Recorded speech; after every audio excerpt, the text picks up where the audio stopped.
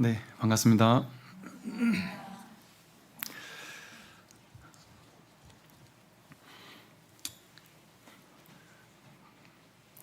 우리가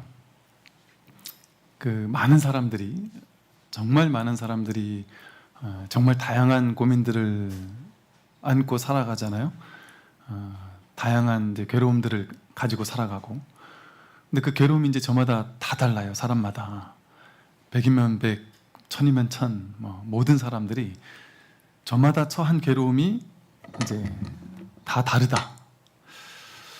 그런데 그 괴로움의 원인은 다 같다. 원인은 다 똑같습니다. 그래서 언뜻 보기에는 야, 저거는 도대체 저 괴로움은 어떻게 해결을 하지? 저거는 방법이 없는 것 같다 싶은 것 또한 사실은 그 근원에서는 그 괴로움의 원인이 같습니다.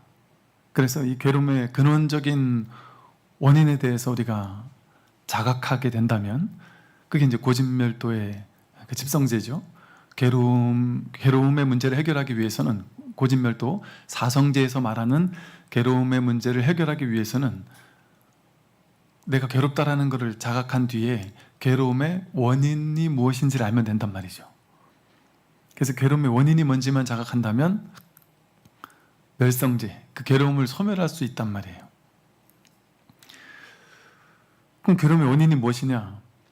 그 12연기로 부처님은 쭉 설명을 하고 계시는데 그 12연기를 한마디로 말하면 뭐냐?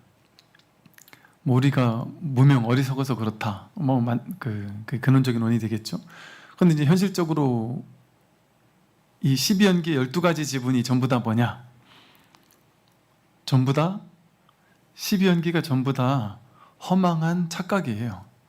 12연기라는 실체적인 뭔가가 있는 게 아니라 전부 다 허망하게 착각하는 것들을 12가지로 이렇게 나누어 놓은 겁니다. 그러니까 자기 분별이란 말이죠. 자기 생각. 자기 한 생각으로 괴로워하는 거예요. 이 세상에 무게감은 어디서 나오느냐? 자기 한 생각으로 자기가 만들어낸 거예요. 이 세상이 뭔가 즐겁고 행복한 곳인지 괴롭고 불편한 곳인지 그걸 누가 만들까요? 자기가 만든단 말이죠. 제가 이제 많은 분들과 이렇게 이야기도 나누고 고민 상담도 하고 하면서 들어보면 정말 많은 사람들이 자기 스스로 만든 생각의 괴로움에 그 생각의 괴로움을 실제라고 굳게 믿고 그것이 생각이에요 라고 얘기를 해도 못 알아들으시는 분들이 많으세요. 왜? 그거 실제라고, 평생을 그걸 실제라고 여기며 살아왔기 때문에. 근데 지금 와서 그것이 실제가 아닙니다 라고 말을 하면 어이없어 하고 당황해 하고 그건 교리적인 얘기다 이런 식으로 이제 생각하고 치부하고 만단 말이죠. 근데 의외로 정말 많은 사람들이요 정말 그 별것 아닌, 어찌 보면 별것 아닌 거 가지고 너무나도 크게 괴로워하고 있구나 이제 이런 것들을 느낄 수가 있어요. 우리가 예를 들어 내가 지금 나는 성공해야 된다, 나는 돈을 얼마 벌어야 된다, 내 자식은 어느 대학을 가야 된다, 자기 목표한 바가 있을 거 아니에요? 삶에서, 인생에서 목표한 거. 그래서 예를 들어 어떤 사람은 내 자식이 또 내가 좋은 대학을 나와야 된다 해서 초등학교, 중학교, 고등학교 대학교 죽도록 공부하는 거 아니에요? 인생 바쳐가면서 하루 24시간 잠도 못 자면서 어떤 애들은 초등학교, 중학교 때부터 목숨 걸고 공부해 가잖아요. 그래서 공부하다가 힘들어하고 괴로워하고 성적이 떨어지면 부모님한테 얻어맞아 가면서 부모님이 성적에 대한 스트레스를 주는 것 때문에 괴로워서 자해해 가면서 죽고 싶다고 자살 시도도 해 가면서 그러면서 기를 쓰고 공부하잖아요. 그래서 이제 좋은 대학을 가는데 성공을 했고, 좋은 직장에 취직하는 데 성공해서 서울에서 남들이 다 부러워하는 최고의 직장에 취직을 했어요. 그래가지고 돈도 엄청 많이 벌면서 연봉을 엄청 많이 받으면서 직장 생활을 한단 말이에요. 그런데 제가 만나서 이야기 나눠봤던 분들 중에는요, 어떤 분들이 계셨느냐 하면, 남들이 누구나 다 원하고 꿈꾸고 꿈에 그리던 그런 성적을 얻었고, 그런 대학을 갔고, 그런 회사에 취직해서 놀라울 만큼 많은 연봉을 받고 있는 사람. 그 남들이 보기에는 완전히 행복한 사람이죠. 심지어 그분 어떤 거사님이었는데, 그분은 집도 너무나 화목하고 보살님도 참 훌륭하시고 너무 훌륭한, 누가 봐도 완벽한 집안이었어요. 근데 그분의 고민이 뭐였는지 아세요? 남들 다 부러워하는 그 엘리트 코스를 밟아서 결국에 내가 딱 골이 냈던 지점, 그거 하려고 지금 20년 가까이 고생하고 살았는데, 거기서 직장생활 한 3년 5년 하다가, 어떤 분은 또 10년 조금 넘게 하다가, 또 심지어 어떤 분은 10한 몇 년 했어요. 그래서 아이들이 지금 한참 돈 많이 들어갈 때, 중학생 고등학생 될 때, 그때 심각한 표정으로 이걸 그만둬야 되겠는데, 진짜 그만둬도 될까요? 제가 그만두면 다른 일을 할 수 있을까요? 제가 벌써 이 회사에서 10년, 10몇 년을 일했다 보니까 이 회사에서는 돈을 이렇게 많이 벌지만 다른 회사 가도 이만큼 벌 수 있을까요? 아니면 제가 나가서 창업을 한다 한들 가진 돈도 얼마 안 되고, 서울에 뭐 외곽에 이렇게 있는 집 다 팔아서 어디 시골에 가서 조만하게 그냥 뭐 작은 일이라도 하나 시작해야 될까요? 아니면 직장이라도 다시 가져야 될까요? 하다못해 뭐 식당이라도 하나 해야 될까요? 이런 고민을 하신단 말이죠. 그런데 그분이 이제 저한테 딱 스님한테 무슨 말이 나올 줄 알기 때문에 먼저 했던 말이 뭐냐면, 스님, 제가 이 얘기를 10명한테 가서 물어보면 10명 다 똑같은 대답을 합니다. 제발 스님 그 대답을 하지 말아 주십시오. 그래서 뭔지 아세요? 절대 안 된다. 그만두면 절대 안 된다. 그 연봉 어디 가서 받냐. 그렇게 못 산다. 아이들이 이제 막 한참 커가고 있는데 절대 안 된다는 얘기만 모두 다 한단 말이죠.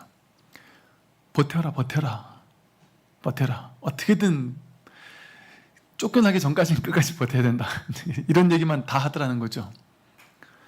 결국 이분은 그만두셨거든요. 그 엄청난 연봉, 그 아주 대기업 최고 가는 직장을 그만두셨단 말이에요. 왜 그만뒀을까요? 직장생활이 힘들어서, 일도 힘들고 윗사람과의 관계도 힘들고 스트레스 받는 것 때문에 내가 죽을 것 같다. 내가 지금 돈 버는 것도 중요한데 내가 사는 게 먼저지 않겠느냐. 난 죽을 것 같다. 누가 가장 크게 반대했겠어요? 보살님이 가장 크게 반대를 했겠죠. 그 대기업을 그만둔다고? 그리고 돈이 없으니까, 나가서 뭐 딴 거 할 게 없으니까 서울에 이 어렵게 만들어 놓은 이 집을 팔고 어디 시골에 내려가서 혼자 조용히 살고 싶다고? 미친 거 아니냐. 그래서 근데 내가 죽을 것 같으면, 그 20년 동안 죽도록 그 자리에 가려고 노력했지만 내가 죽을 것 같으면 그 일을 합니다. 그런 결정을 하죠. 내가 죽겠는데 어떻게 하겠어요? 그러면 보세요. 우리가 어릴 때, 그분이 예를 들어 어릴 때 그분이 꼭 그랬다는 건 아니지만, 예를 들어 그분이 어릴 때부터 그 공부하느라고 얼마나 스트레스를 받았겠고, 그 부모님도 얼마나 그 대학교 그 회사 취직시키려고 얼마나 애를 썼겠어요. 20년을. 그러면서 막 부모 자식 간의 의도 상해가면서 막 죽을 것 같은 힘든 걸 이겨내면서 그 결과적점에 도달했는데 결국 거기서 죽을 것 같아서 그걸 그만뒀다. 이럴 수 있어요, 충분히. 그리고 이렇게 하는 사람이 의외로 있습니다. 꽤 있습니다.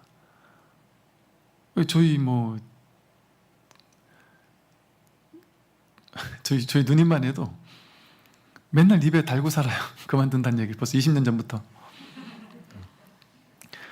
그 옆에 같은 나이대 다른 사람들은 지금 이미 이제 퇴직도 하고 강제 퇴사도 당하고, 근데 이제 본인은 자꾸 진급을 해서 올라가는데도 불구하고 매일 늘 그냥 테마예요. 그냥 그만두고 싶다, 때려치고 싶다, 죽어도 못 살겠다, 너무 힘들다, 힘들어도 너무 힘들다, 말로 표현 못한다, 죽을 것 같이 힘들다.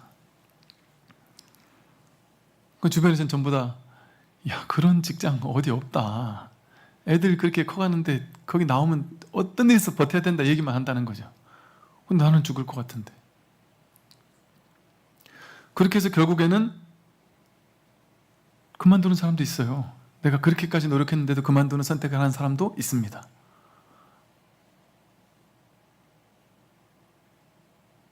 웃기지 않나요?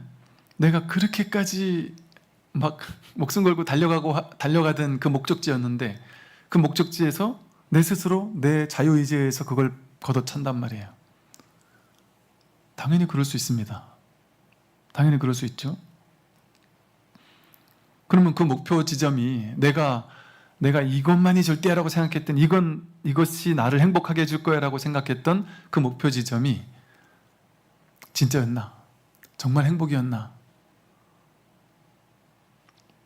근데 남들은 맹목적으로 그걸 향해 달려가고 있잖아요. 근데 그 목적지에 도달했을 때 그걸 그만둘 수도 있는데, 때려칠 수도 있는데,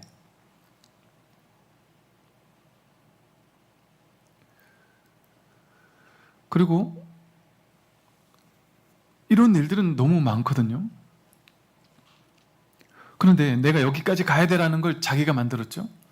여기까지 가지 않으면 안 돼, 이 정도 위치까지 가지 않으면 안 돼, 이 정도 월급을 받지 않으면 안 돼, 이런 회사, 이런 대학을 반드시 가야 돼 하는 생각, 그 생각 자기가 만들었어요. 자기가 만들어서 그 생각대로 안 됐을 때 나는 괴롭다, 이렇게 자기가 만들었어요. 자기가. 한 번도 공부 좀 못해도 괜찮아, 대학교 조금 안 좋은 데 가도 괜찮아, 돈 조금 적게 벌어도 괜찮다는 생각을 한 번도 해본 적이 없어요. 왜? 그게 진리라고 생각했으니까. 그런데 그 최종 목적지에 도달한 사람이 이렇게 가볍게, 난 20년을 노력해서 이 자리에 왔는데 너무나도 가볍게 그걸 그만두고 때려치고 평범한 삶의 길로, 평범하게 시골 내려가서 그냥 사는 길로 자발적인 선택을 하기도 합니다. 제가 군에 있을 때도요, 누가 봐도 저 사람은 가만히, 원래 쉽게 말해서 잘 나가던 사람, 가만히 있기만 해도, 버티기만 해도 좋을 것 같은 사람, 안정적인 사람, 그런 사람이 과감하게 때려치는 거 봤습니다. 자기 선택에 의해 때려친 것도 있고, 너무 스트레스 받아서 못 살겠다 해서 때려치는 사람도 있고, 때려쳤다가 때려치기로 해가지고 최종 가가지고 다시 또 엎은 사람도 봤고,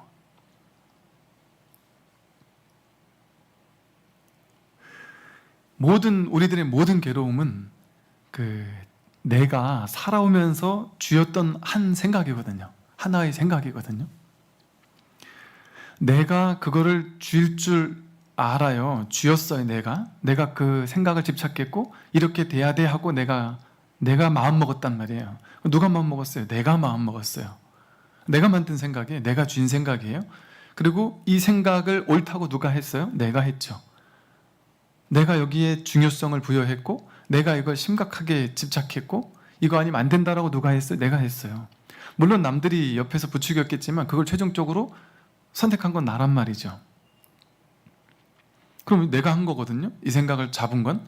그럼 이 생각을 놓을 수 있는 사람은 누굴까요? 나뿐이에요.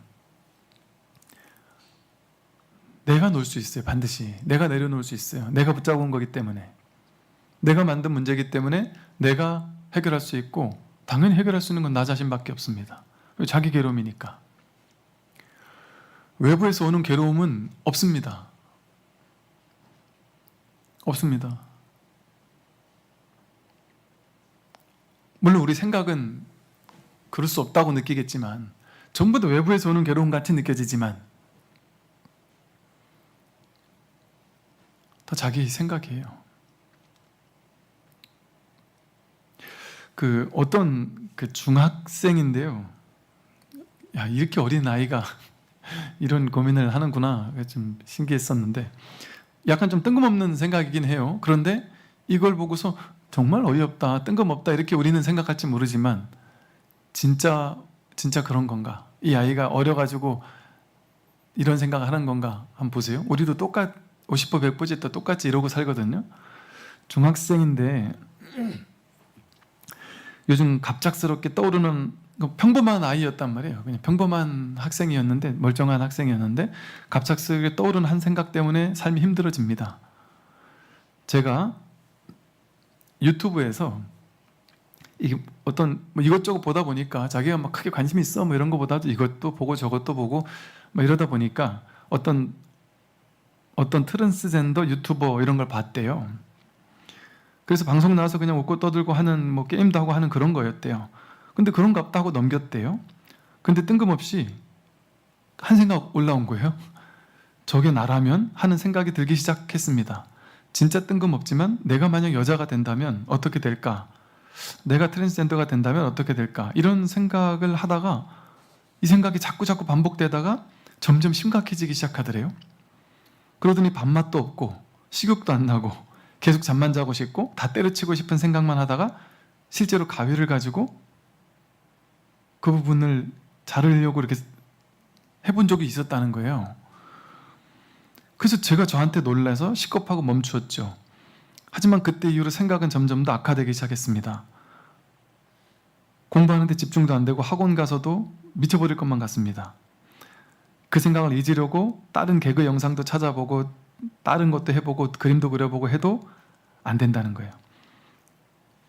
딴 생각하려고 하다가도 자꾸 그 생각이 더 나와가지고 이 생각이 안 나와버렸으면 좋겠고 사라져버렸으면 좋겠다라고 생각하다가 막 섬뜩한 생각까지도 하게 된다. 저도 내가 왜 이러는지 무섭다. 이 망상의 늪에 빠진 것이 이해할 수 없다. 이런 얘기를 이제 대충 어머니한테 했더니 엄마가, 야, 그거 다 생각이야 이러면서, 엄마가 법상선생님 법문을 좀 들어봐 이러더래요. 그래서 중학생한테. 그러니까 처음에는 그냥 이게 안 듣다가 자기가 이제 이 생각 때문에 너무 괴로우니까 이 마음에 들었나 봐요. 그러면서 이제 글을 써서 보낸 거예요. 이게 좀 뜬금없어 보이지만 우리가 다 그래요. 이 중학생이라서 얘가 어려서 그래가 아니에요. 성인들도 똑같습니다. 백신 맞아야 돼 이러면은 그거 맞고 나 죽으면 어떡하지? 한 생각 올라오는 것처럼 별거 아니라고 느끼지만,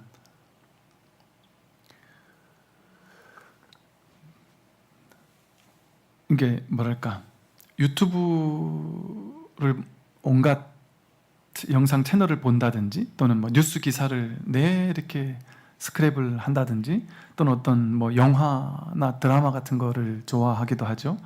그리고 어떤 자기가 활동하는 카페나 밴드나 이런 곳에서 다양한 어떤 사람들의 다양한 어떤 게시물들도 보게도 되고, 우린 그렇게 무수히 많은 정보들을 통해서 사람들의 생각들, 무수히 많은 사람들의 생각, 무수히 많은 사람들의 망상, 그 속으로 뛰어들거든요.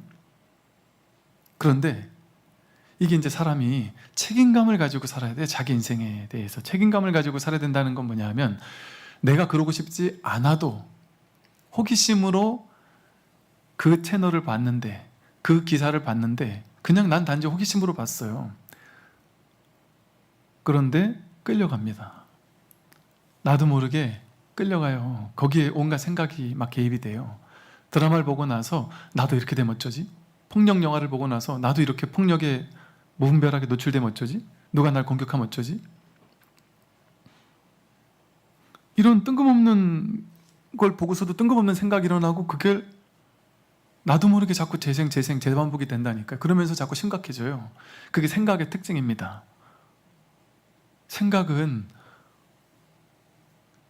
생각들을 자꾸 끌어당겨요. 그리고 그게 두 번, 세 번, 네 번 반복이 되면 그게 이제 심각해지기 시작하고 그게 실제화되기 시작해요. 실체인 것처럼 착각되기 시작해요. 내가 진짜 그런가? 그 생각 내가 통제할 수 있을 것 같지만 내가 통제 못합니다. 그 정도 힘이 있을까요, 우리가? 생각을 내가 통제할 수 있을 정도로 우리가 힘이 있었으면 이렇게 괴로워하고 살겠어요? 우리들이. 우리가 괴로워하는 게 전부 다 생각 때문에 괴로워하는 건데, 나는 공부 열심히 해서 좋은 대학 가야 돼, 그 생각에 집착하는 것도 생각이죠. 이런 생각도 똑같은 생각이에요. 그 생각에 사로잡혀서 생각의 노예처럼 휘둘리며 살아갑니다, 우리는. 그렇기 때문에 내가 무엇을 보는지, 어떤 기사거리를 볼 건지, 드라마 하나를 보더라도 우리는 별 생각 없이 드라마 보고 영화 보잖아요. 그러면 안 돼요. 책임감을 가지고 영화를 봐야 돼요. 그 영화가 따뜻한 영화이고 감동적인 영화이고 뭔가 사랑이 담긴 영화이고 지혜가 있는 영화인지, 아니면 막 엄청난 폭력적인 영화고 뭐 막 이런 건지. 요 며칠 하도 이런저런 얘기들이 막 많아가지고 이게 뭔가 해서 이제 그걸 찾아보고 저게 뭔가 해서 찾아보고 이래 보면 이게 상당히 폭력적인 것들이 많아요. 영화도 그렇고 드라마도 그렇고. 근데 그런 게 이제 우리는 예술 작품이야. 예술 작품이라서 본다. 뭐 그것도 또 봐줘야 그 작품 찍은 사람들이 뭐 살 수 있을래나 모르겠지만 우리가 좀 책임감 있게 봐줘야 영화를 만드는 사람들도 책임감 있게 영화를 만들지 않을까 싶어요. 사회에 뭔가, 물론 그런 안 좋은 모습들을 통해서 뭔가 깨닫는 것도 있겠지만 그렇게까지 막 과도한 폭력성과 선정성과 이런 것들을 꼭 그런 것 안에 넣어야 되느냐, 이런 것을 좀 고민을 해봐야 되지 않을까 생각하고. 왜냐하면 우리는 그걸 보게 되면 나도 모르는 사이에 생각이 글로 빨려 들어간다니까요. 그래서 아침에 일어나자마자 스마트폰 기사부터 검색해 보세요. 왠지 찝찝한 느낌 느껴보셨을 거예요. 난 그냥 이 기사 저 기사 막 검색해 봤을 뿐인데 그냥 찝찝해요. 왜? 온갖 기사들이 나와 연결시키는 상상의 나래를 피거든요, 우리 머리는. 이 기사 나오면 내가 이렇게 되면 어쩌지? 저 기사 나오면 내가 저렇게 되면 어쩌지? 나도 모르는 사이에 그렇게 막 생각은 상상의 나래를 펴면서 그 기사를 실제화시키기 시작한단 말이에요. 그러면 그냥 괜히 하루가 찝찝한 거예요. 자동 반사적으로 그렇게 돼요, 생각이. 그래서 이 불교는 그렇잖아요. 이 마음 공부는 훈습하는 공부다. 훈습하는 공부라는 것은 향을 피워놓으면 그 주변에 그냥 맴돌고 있기만 해도 향내음이 나에게 스며들지만 어떤 뭐 이렇게 썩은 어떤 냄새 이런 것들 주변에 있으면 그 썩은 냄새가 내 몸에 이렇게 뱉는 것과 똑같이 이 공부는 억지로 막 갈고 닦아서 하는 공부가 아니다. 정법 훈습 이러거든요. 바른 법에 훈습하기만 하면 된다. 훈습이 뭐예요? 애써서 하는 공부가 아니라는 거예요. 유의 조작하는 공부가 아니다. 모의법이다. 그게 어떻게 훈습하겠어요? 법을, 그래서 이제 우리는 뭐 택법이래요. 택법각지래요. 법을 선택한단 말이에요. 7가지 깨달음에 가는 길에 아주 중요한 것 중에 택법각지. 그래서 열반에서도 2종류가 있다래요. 택멸, 비택멸. 그래서 즉 법을 택할 것이냐 말 것이냐, 이게 되게 중요한 일이죠. 택법각지는 뭐냐 하면 내가 세속적인 생각과 분별 망상을 선택하는 게 아니라 무분별지를 선택하겠다. 이 법을 선택하겠다. 진리를 선택하겠다. 진리의 길을 가는 것을 선택하겠다. 그래서 내가 책을 보면 진리가 나와 있는 책을 보고, 막 욕심 집착을 막 만들어내는 영화보다는 그걸 좀 비우는 영화를 좀 선택하겠다. 뭔가 막 싸우고 이기고 경쟁하고 이러는 것보다는 뭔가 함께 따뜻해지고 감동받고 이런 드라마 영화를 선택하겠다. 제가 아는 어떤 이제 도반 스님이 이제 저한테 그 얘기를 하더라고요. 뭐 그렇게 자극적이진 않은데 그 되게 그냥 잔잔한 따뜻함이 있는 드라마라면서 언제 한번 보래요. 그래서 드라마인데 얼마나 긴데 그랬더니 뭐 조금 길대요. 그래서 그냥 한두 컷 짤만 보고 말았는데 그 뭐냐 그랬더니 저기 지금은 안 나오는 영화인가 봐요. 예전에 있던 영화 같은데 라켓 소년단인가? 뭐 그게 그냥 이렇게 딱 자극적이고 그러진 않은데 저 시골에서 애들이 뭐 이렇게 뭐 배드민턴 하고 뭐 어쩌고 하는 이런 뭐 맞나 모르겠어요. 그러니까 뭐 그런 거래요. 근데 그냥 이렇게 잔잔하고 그냥 따뜻해 오는 이런 걸 보면은 거기 혼습되거든요, 사람이. 그리고 법문을 들으면 법문에 혼습이 되거든요. 그러면 나도 모르게 그렇게 바뀌게 돼 있어요. 그리고 이 세상 모든 것들은 다 생각을 가지고 이건 맞느냐 틀리느냐 그걸 선택하는 세상이잖아요. 이 생각을 선택할 거냐 저 생각을 선택할 거냐, 이게 옳으냐 저게 옳으냐, 보수가 옳으냐 진보가 옳으냐, 불교가 옳으냐 뭐 다른 종교가 옳으냐, 이 사상이 옳으냐 저 사상이 옳으냐, 이게 좋은 영화냐 저게 좋은 영화냐, 이런 식의 생각을 선택하는 거잖아요. 근데 마음 공부라는 것은 특정한 생각을 선택해서 어느 생각이 더 옳아를 취하고 버리고 하는 그 공부가 아니라 무분별지를 택하는 거거든요. 법을 택한다라는 것은 택함이 없이 택하는 거예요. 무분별, 분별하지 않는 것, 생각을 믿지 않는 길. 생각을 다 써먹고 생각을 가지고 자유롭게 써먹긴 하되 그 생각을 믿지 않는, 생각을 실체화시키지 않고 생각을 집착하지 않는 길. 제3의 길이 제3의 길. 제3의 길. 지금까지 한 번도 가보지 않은 길입니다. 그래서 이 세속적인 삶을 우리는 살지 않을 수는 없잖아요.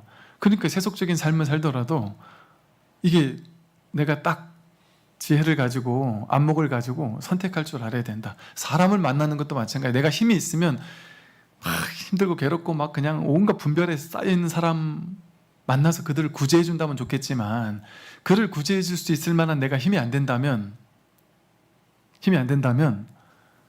지혜로운 사람, 따뜻한 사람, 좀 이타적인 사람, 이런 사람을 친구로 두어야 돼요. 도반을 만나도 맨날 막 분별 망상 가지고 맨날 뭐 어떤 특정한 거 욕하는 사람들 있잖아요. 그러고 사는 사람들 옆에서 이 친구만 만나고 오면 하여간 막 진이 빠지는 사람들이 있잖아요. 계속 뭐 온갖 다 비판인 사람들이 있어요. 정치도 비판, 연예계도 비판, 자기 자신의 인생도 비판, 부모님도 비판, 자기 직업도 비판, 그냥 막 부정적인 에너지로 이렇게 가득 찬 사람들이 있단 말이죠. 그 사람도 구제해야 되겠지만 내가 구제 못한단 말이에요. 내가 힘이 없으면. 그리고 그 사람이 내 말 듣고 그게 구제가 되겠습니까? 안 된다니까요. 그러면 차라리 내가 그냥 이렇게 좀 피하는 것도 하나의 방법이에요. 왜 그럴까요? 공부하는 과정에 있는 사람들은 그럴 수밖에 없어요. 그래서 석가모니 부처님께서 가장 오래된 경전인 법구경 수타니파타 같은 곳에 좋은 친구를 두고 나보다 나은 친구를 두어야지 나보다 못한 친구와 함께 벗하지 마라, 이런 얘기를 계속하고 있어요. 부처님은 당신보다 못한 사람을 평생 만났지만 공부하는 제자들에게는 그렇게 얘기하고 있단 말이에요. 그게 중요하니까. 내 주변이 중요해요. 내가 무엇을 많이 보느냐, 이게 중요해요. 내가 맨날 신문 무슨 돈 관련된 신문 무슨 이것만 보느냐, 무슨 주식 그래프만 맨날 보고 있느냐, 맨날 성공 이것만 보고 있는, 그걸 보지 말라는 건 아닌데 그걸 보더라도 균형이 좀 있어야 되겠죠. 그걸 안 할 수 없으니까 그건 보긴 보더라도 그건 일이니까 본다. 그러나 내가 또 다른 이 삶의 균형을 맞춰줄 수 있을 것들, 제가 이제 가끔씩 산에 가서 산책도 하고 산길을 좀 걸으면서 법문도 듣고 이럴 거라고 말씀드리는 것이, 사람이요 콘크리트 빌딩 안에서 일할 때는 늘 이렇게 서로 조금씩 날카롭잖아요. 그럴 수밖에 없어요. 그런데 이 사람들이 주말에 산에 가서 산길을 이렇게 걷잖아요. 그러면 제가 날 언제 봤다고 처음 보는 사람한테 다 인사하지 않나요? 요즘에 안 그러나 모르겠네. 처음 보는 사람한테 다 인사를 하고 안녕하세요. 그동안 밝게 막 활기차게 인사하면서 아는 척도 하고 막 인심도 써주고 뭐 필요하다면 좀 같이 드세요 하면서 나눠주기도 하고 이래요. 자연에 깃들면 사람이 자연을 닮아가거든요. 좋은 사람과 만나면 그 좋은 사람을 나도 모르게 닮아가요. 그래서 내 주변을 무엇으로 장엄할 것이냐, 내 주변을 내가 어떤 상황 속에 자주 내가 깃들 것이냐, 이게 인생에서 되게 중요합니다. 신문기사를 보더라도 내가 걸릴 건 좀 걸러야 돼요. 나도 모르게 자동 반사적으로 내가 쓸데없이 이걸 내가 왜 보고 있지? 싶은 거 많잖아요. 이 기사가 나한테 도대체 뭔 필요한 것도 아니고 그냥 어떤 지식 하나를 늘려주는 건데 지식을 굳이 안 늘려도 괜찮아요. 사회 주요한 이슈 다 따라가지 않아도 괜찮아요. 물론 저는만 좀 보긴 봐요. 저 옛날에는 일치 안 봤어요. 아예 관심을 끄고 살았어요. 모든 것에 대한 관심을 다 끊고 살았어요. 그냥 공부 이 하나, 이거 하나 외에는 아예 관심 안 가졌어요. 근데 뭐 이제는 조금씩 봐요. 이제 이것저것 좀 보기도 하고 이것저것 그 두루두루 보면서 이러기도 하는데, 내가 아직 공부가 부족하다, 뭔가 힘이 좀 약하다 싶을 때는 어지간하면 딱 끊을 건 끊고 해야 될 필요도 있습니다. 내가 그 끌려가지 않을 수 있는 어떤 자신이 있지 않을 때라면. 그래서 그 불교에서도 보면 이제 12연기에서 나오죠. 그 촉입처라는 말이 나와요. 촉입처. 입처라는 말은 의식이란 뜻이거든요. 마음이란 뜻이, 의식이란 뜻이거든요. 근데 촉은 뭐냐면 눈이 안근이 색경을 접촉하는 것. 눈으로 뭔가를 보는 걸 접촉한다 그래요. 촉한다. 귀로 소리를 듣는 것도 촉이라 그래요. 코로 냄새 맡는 접촉, 맛보는 접촉, 감지하는 접촉, 생각하는 그 생각의 대상을 생각하는 접촉. 이걸 촉이잖아요. 접촉이잖아요. 근데 불교에서는 접촉도 입처라는 말을 붙였어요. 촉입처. 접촉하는 그 자체가 의식이란 말이에요. 내가 무엇을 보느냐에 따라서 내 의식이 만들어진단 말이에요. 거기서 보기만 해도 의식이 자동 생성된다니까요. 접촉만 해도. 그러니까 무엇을 접촉하고 살 것이냐가 아주 중요하죠. 나도 모르는 어떤 무의식의 영향을 미쳐요. 나는 전혀 그러고 싶지 않아서, 이 친구처럼 보세요. 나는 이거 보기 싫어서 자꾸 딴 거 본단 말이에요. 딴 영상 보고 딴 거 찾아보고. 그 딴 거 찾아보는 이유가 뭐예요? 내 내면의 깊은 곳에 이거를 거부하고 싶은 마음이 커지니까 딴 걸 보면 이게 거부되겠지. 이게 더 크게 거부하는 마음이거든.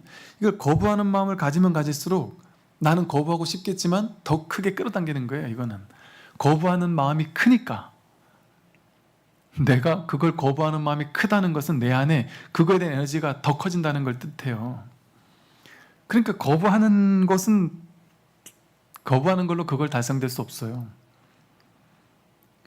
다이어트 하고 싶은데 살찌는 걸 거부한다, 이런 마음으로 다이어트 안 돼요. 오히려 다이어트를 할 생각 자체를 놔버리고 그냥 살다 보면 저절로 다이어트가 될 수는 있지만, 뭘 먹고 싶을 때 먹으면 안 돼 하는 생각을 가지면 가질수록 더 먹고 싶어져요. 더 먹고 싶어 죽을 것 같단 말이에요. 근데 먹는다는 생각 자체가 그냥 탁 놔버리고, 그래서 제일 좋은 방법은 이제 그거에 자연스럽게 그걸 저절로 거부되는 게 제일 좋겠잖아요. 이거 거부해야 돼! 이러면 안 된다니까요. 그럼 어떤 게 제일 좋겠느냐? 다른 걸 선택하면 돼요. 이게 이제 택법각지예요. 법을 택한다든지, 내가 법문을 택한다든지, 진리를 택한다든지, 갑자기 이 공부가 너무 간절해진다든지, 그러면 지금 딴 거 그거 신경 쓰는 지금 정신이 없는 거예요. 지금 내가 지금 살 빼고 뭐 밥 안 먹고 이게 중요한 게 아니에요. 지금 난 깨달아야 되니까. 이렇게 되면 여기에 에너지가 너무 강해지면 나머지가 저절로 스르륵 사라지죠. 근데 사람들은 대부분 이 취사간택하는 방식으로 모든 걸 해결하려고 하거든요. 그러니까 어떤 걸 없애려면 거부하려는 에너지를 강력하게 쓰면 내가 이기겠지래요. 이기고 지는 방법으로는 그걸 오히려 더 키운다니까요. 적을 내가 만들었잖아요. 적도 내가 만든 거잖아요. 그걸 거부해야 돼 하는 에너지는 그 적의 힘을 강하게 만들어요. 결코 이기지 못해요. 그것도 취하거나 버리려는 마음이기 때문에. 취사심, 그다음 내 마음이거든요. 취하려는 마음, 버리려는 마음, 내 마음이란 말이에요. 그러니까 우리는 평생 자기 마음 가지고 싸우고 있는 거예요. 자기 마음이 자기 마음과 싸우는 거예요.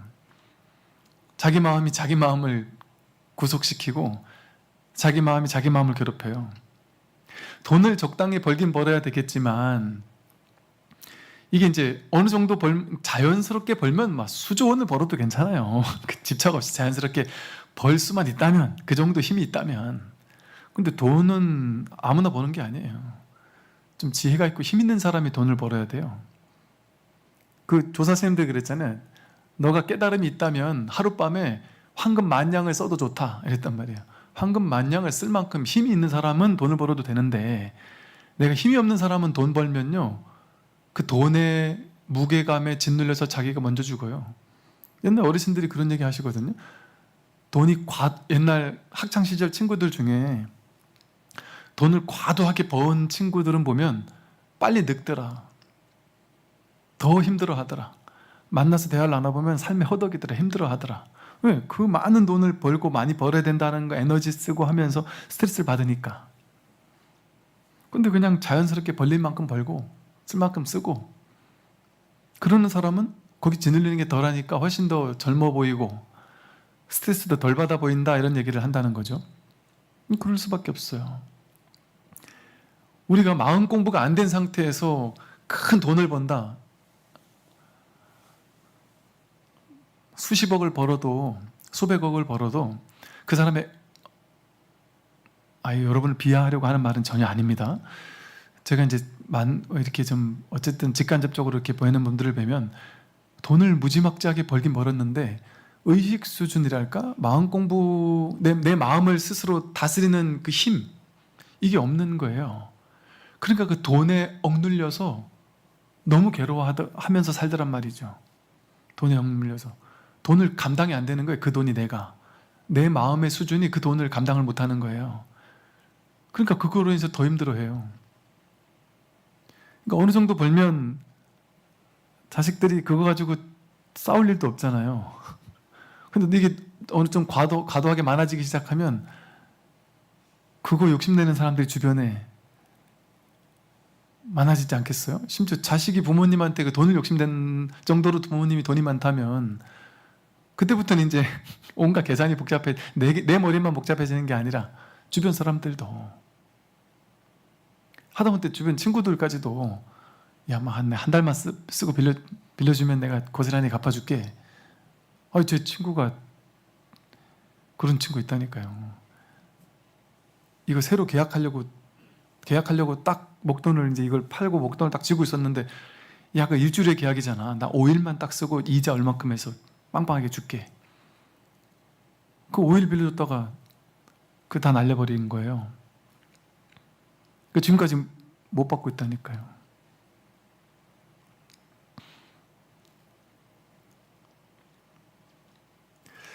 그래서 내가 뭐랄까, 지금 내가 괴로워하고 있는 뭔가가 있다면 그 전부 다 생각이 만들었다는 걸 알아야 돼요. 그러면 지금 여러분들이 괴롭다면 이게 뭔 생각이지? 뭔 생각이 나를 이렇게 괴롭힐까? 이제 그것만 확인하면 된단 말이에요. 그것만 찾으면 된단 말이에요. 물론 그걸 찾는다고 그 괴로움이 단박 사라지진 않아요. 왜? 오랜 습 때문에 나한테 이렇게 오랫동안 습관으로 굳어져 있어 놓으니까. 그거를 탁 해결하려면 아까 말한 법을 택해야 돼요. 방법이 없어요. 최악의 상황에서는 방법이 없습니다. 이 법을 택해서 이 사실을 머리로 이해해가지고 안 된단 말이에요.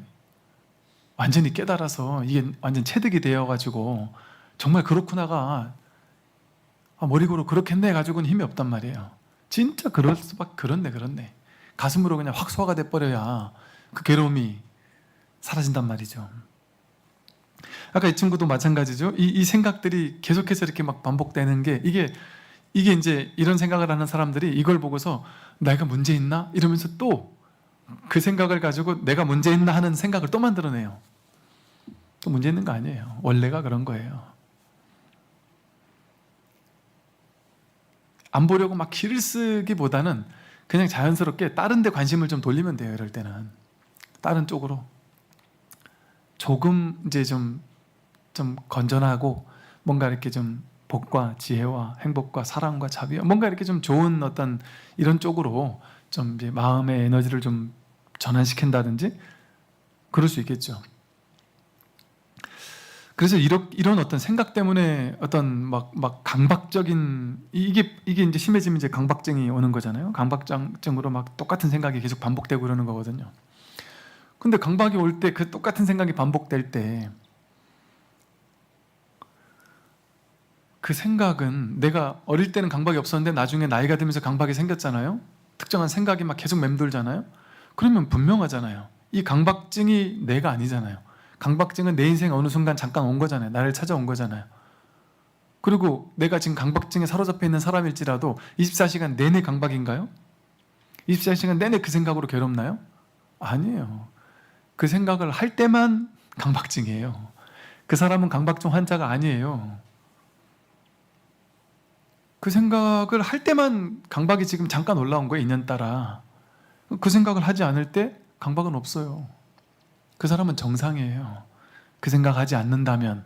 근데 그 생각을 하니까 문제죠.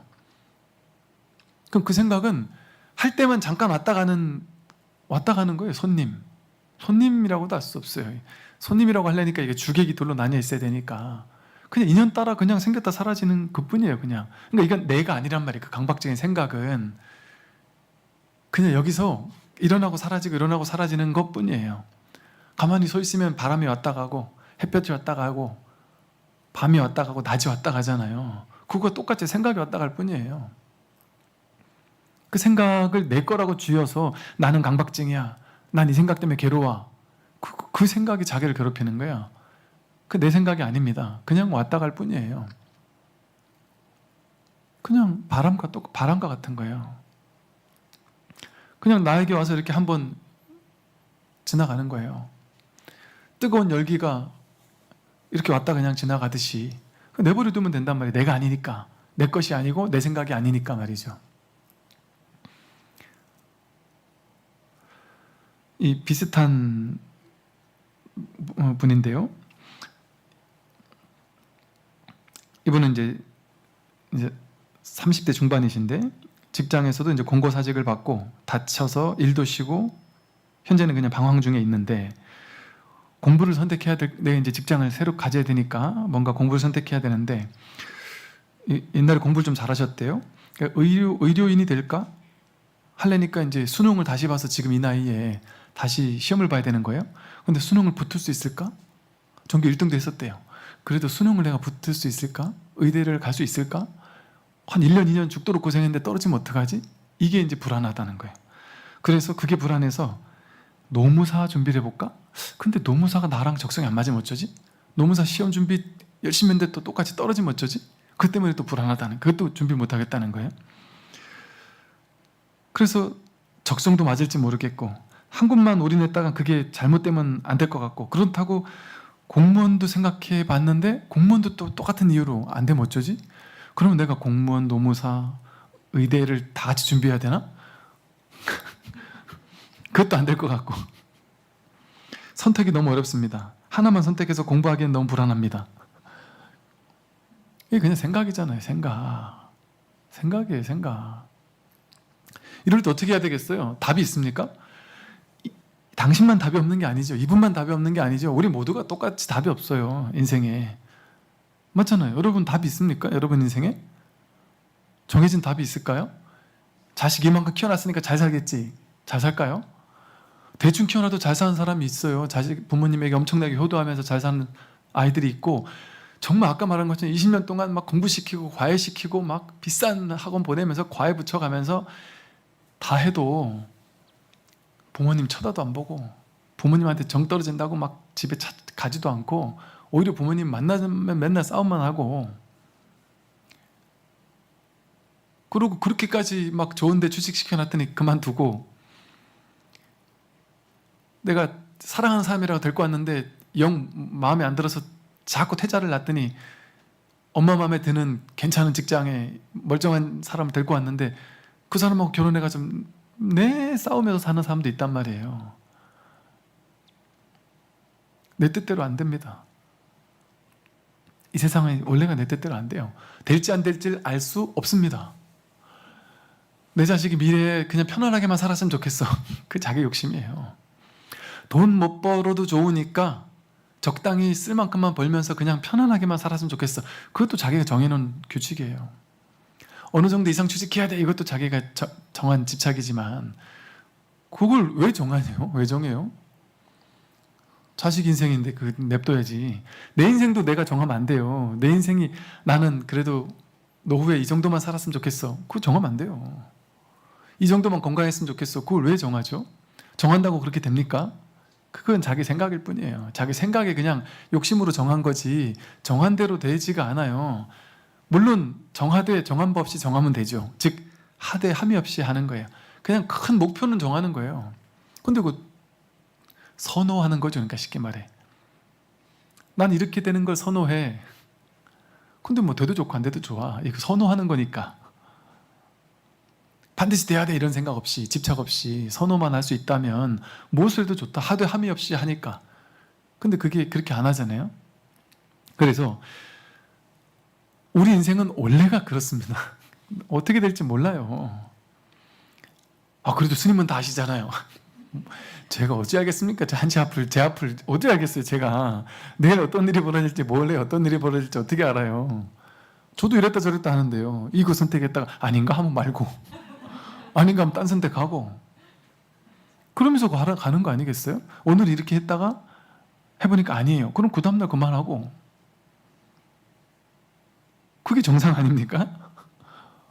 부처님이라고 앞일을 훤히 내다보고 착착착 뭔 일이 일어날지 알고 그러고 사셨겠어요?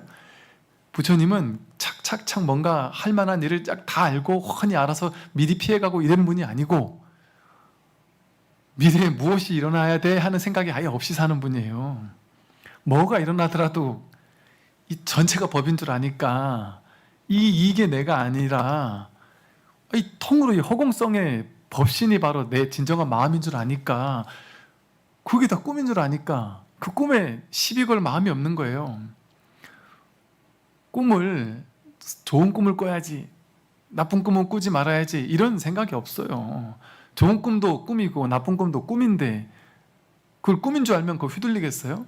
그러니까 부처님은 그렇게 이 전체가 꿈인 줄 알아서 휘둘리지 않는 분이지 당신이 꿈꾸는 바대로 삶을 멋있게 창조해내는 분이 아니에요. 부처님 일생이 그걸 말해주잖아요. 제가 여러 번 말씀드렸지만 여러분 진짜 멋있는 사람, 훌륭한 사람은 옛날에 그런 분 봤다니까요. 깨달은 도인은 아프면 도인이 아니다.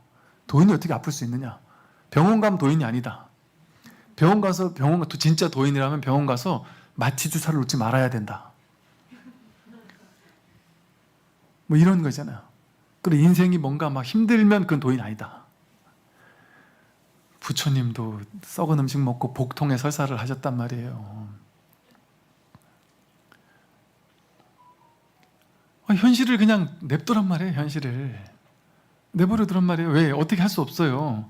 하려고 노력은 하되 집착은 내버려두란 말이에요. 이게 중도라서 이게 쉬운 일은 아니죠. 제가 쉽게 얘기하지만 근데 이거 어찌 보면 쉬운 일이라니까요.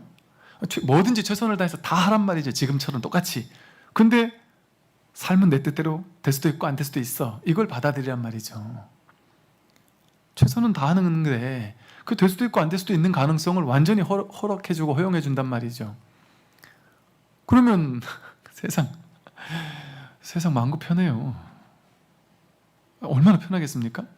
이렇게 돼야 된다는 게 없으니까 난 모르니까 내가 수능 시험 봐서 합격할지 노무사 봐서 합격할지 공무원 해서 합격할지 어찌 알아요? 몰라요. 그냥 하고 싶은 거 하는 거예요. 그냥 마음 가는 거 그냥 하는 거예요. 난 마음 가는 게 뭔지 모르겠는데요? 그럼 그냥 아무거나 하면 돼요. 아무거나 한 게 마음 가는 거니까. 생각을 가지고 이거 할까 저거 할까 저거 할까 막 고민하는 그 시간에 그냥 동전이라도 던져가지고 그냥 하든가. 왜 동전이라도 던져서 하든가라고 제가 말했을까요? 동전이라도 던져서 하는 거? 이거 제가 봤을 땐 이렇게 분별이 많아진다면 이것도 50% 이것도 50%예요. 스님 답 좀 내려주세요. 동전 던지면 돼요. 그냥 그럴 때는. 그럼 동전 내려서 앞에 딱 나왔어요. 근데 이게 0쯤에 뒤를 했을 것 같아. 그럼 뒤를 그럼 또 바꿔서 가든가. 내가 가는 게 진리라니까요. 뭐가 나오든. 그러니까 여러분 사실 이제 점 보는 사람들이나 뭐 이런 옛날 왕들도 보면은 막 자기네들 그 점 봐주는 사람들 하나씩 있고 그랬잖아요. 요즘 뭐 기업 사장, 회장 같은 분들도 보면 밑에 사람들하고 회의 다 해놓고 나서 자기가 점 보는 점집 찾아가는 점집에 하나씩 딱 있는 사람이 있대요. 그 사람은 그 사람한테 쫓아가서 할까요 말까요? 하세요 이러면 하고 하지 마요 안 하고 이런다는 거예요. 이런 사람도 있대요 간혹.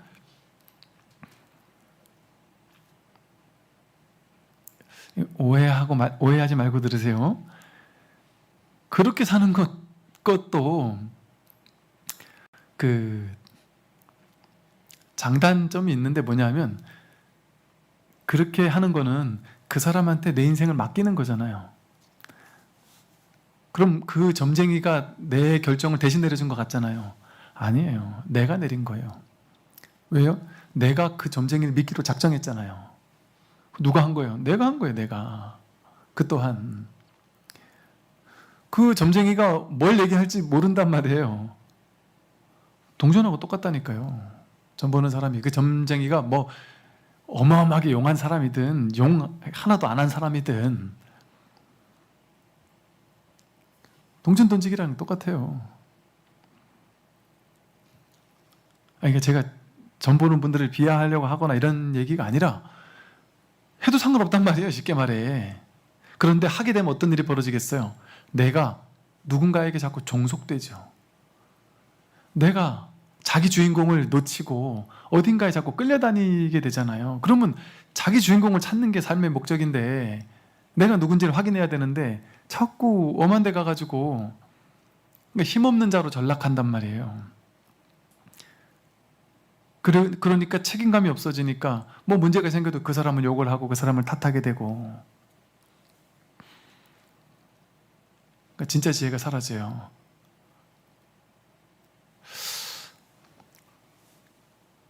그래서 내가 어떤 걸 결정할 수 있을 거라는 건 환상입니다. 결정 못합니다. 모르겠으면 그냥 내가 그냥 마음 끌리는 거 그냥 하나 열심히 하면 돼요. 그러다가 열심히 하고 있는데 한 일주일 열심히 하고 있는데 영 찜찜해. 수능 준비를 열심히 하고 있는데 아무래도 노무사가 자꾸 끌려. 빨리 가든가 그러면 이거 뭔가 답을 정할 수 없어요. 내가 가는 게 길이에요. 그냥 아무거나 하나 선택하고 가면 된단 말이에요. 그냥 내가 아무거나를 해서 되게 남의 인생이라고 되게 책임감 없게 얘기하는 것처럼 보이겠지만 남의 얘기라고 책임없이 얘기하는 게 아니에요. 제 인생도 그러고 살고 있으니까. 제 인생 그렇게 살아요. 엄청난 치밀한 계획을 가지고 제 인생을 안 살아요. 저 어떻게 될지 아무것도 몰라요. 이렇게 될지 저렇게 될지 어떻게 알겠습니까? 그러니까 무계획이 상팔자예요. 무계획이니까 그냥 아무 계획이나 그냥 하고 사는 거예요. 그때 그냥 하고 싶으면 하고 말고 싶으면 말고 그냥 그러고 사는 거예요. 애기처럼 그냥 무슨 원칙을 가지고 그렇게 하셨어요? 그런 거 몰라요. 그냥 마음 가는 대로 그냥 그때 다들 그러고 살지 않나요? 그러니까 자기를 믿으면 된단 말이에요. 인생이 그렇게 막 복잡한 곳이 아니라니까. 이 세상이 내가 자기가 생각으로 복잡하게 마음 냈으니까 그게 생각이 복잡해진 거지. 우리는 가만 냅두면 저절로 진리대로 살게 돼 있습니다. 왜? 내가 진리니까. 내가 부처니까. 본래 부처니까. 삶이 통으로 진리인데 꿈 전체가 진리인데 꿈속에서 뭔 짓을 한들 그건 그냥 하나의 꿈이잖아요. 무슨 상관이 있어요? 무슨 꿈을 꾸든. 그게 진리의 속성이라니까요. 그러니까 진리가 어마어마한 거대한 뭐 치밀하고 내 인생에 내 가야 할 어떤 길이 정해져 있는 것처럼 우리는 환상을 가지잖아요. 내가 도대체 뭔 일을 해야 될 사람이지? 그런 거 없습니다. 그냥 내가 하면 그냥 하는 거지. 그런 의미가 없다니까요. 내가 가야 할 길, 정해진 길 그런 거 없습니다. 그게 없다는 게 부처님 가르침의 핵심이잖아요. 무주, 어디도 머무를 게 없어요. 정해진 실체가 없는데 나라는 게 없는데 내가 가야 할 길이 어디 있습니까? 나에게 맞는 적성, 최적화된 적성 그런 게 어디 있어요? 적성 안 맞는 것도 하고 적성 맞는 것도 하고 그러면서 사는 게 인생이죠. 자기 정해진 길을 가야 된다라는 생각을 가지면 여기서 어떤 하나의 답이 있어야 된다는 생각해요. 삶에는 답이 없습니다. 답이 없는 게 그게 답이에요. 답 없는 길을 그냥 헤매며 가는 거예요. 정답을 알고 가는 게 아니에요. 불확실성 속에 내맡기는 게 우리 삶입니다. 삶은 원래가 삶의 실체가 불확실성이에요. 아니 그리스 로마 신화에서도 태초에 카오스가 있었다 그러잖아요. 텅 빈 공, 그냥 카오스가 있었다. 중국에서도 그런 말이 있죠. 그냥 혼돈이에요. 혼돈. 혼돈 그 자체가 아름다운 거예요. 근데 이거를 혼돈에다가 질서를 주려고 혼돈의 신에게 눈, 코, 입을 뚫어주니까 그때부터 문제가 생기기 시작하잖아요. 질서를 부여하려고 하면 그때 문제가 된다니까요. 우리 삶은 그냥 혼돈 그 자체예요. 모름 그 자체예요. 아니, 한치 앞을 내다볼 수 없는, 내일이 어떨지 알 수 없는데 10년 뒤를 계획을 어떻게 하겠습니까? 정답이 없는 채 사는 거예요. 그냥 순간순간 최선을 다해 마음 가는 대로. 근데 왜 마음 가는 대로 우리 못할까요? 삶에 길이 있을 거라고 착각하는 거예요. 내 길이 뭐지를 답을 알고 싶은 거예요. 답을 알 필요 없습니다. 그냥 가시면 시키는 대로 하면 돼요. 하고 싶은 거 하고 살면 됩니다. 머리를 가지고 머리에서 답을 찾기보다는 가슴에서. 머리는 자꾸 분별을 하니까, 생각을 하니까. 생각은 답을 못 낸다니까요. 그러니까 그냥 이게 진리란 말이 아니고요. 가장 그래도 좀 근접한 말씀을 드리려고 하니까 그냥 가슴이 시킨 대로 그냥 하면 된다. 또 어떤 뉴에이지에서는 뭐 가슴 뛰는 삶을 살아라. 내가 나를 가슴 뛰게 하는 그쪽을 선택해라. 그렇게 그냥 근접스럽게 표현할 수밖에 없는 거죠. 정답 없습니다. 그러니까 정답을 찾으려고만 하지 않아도 우리 인생 되게 편해져요. 속 편해져요. 정답 없으니까.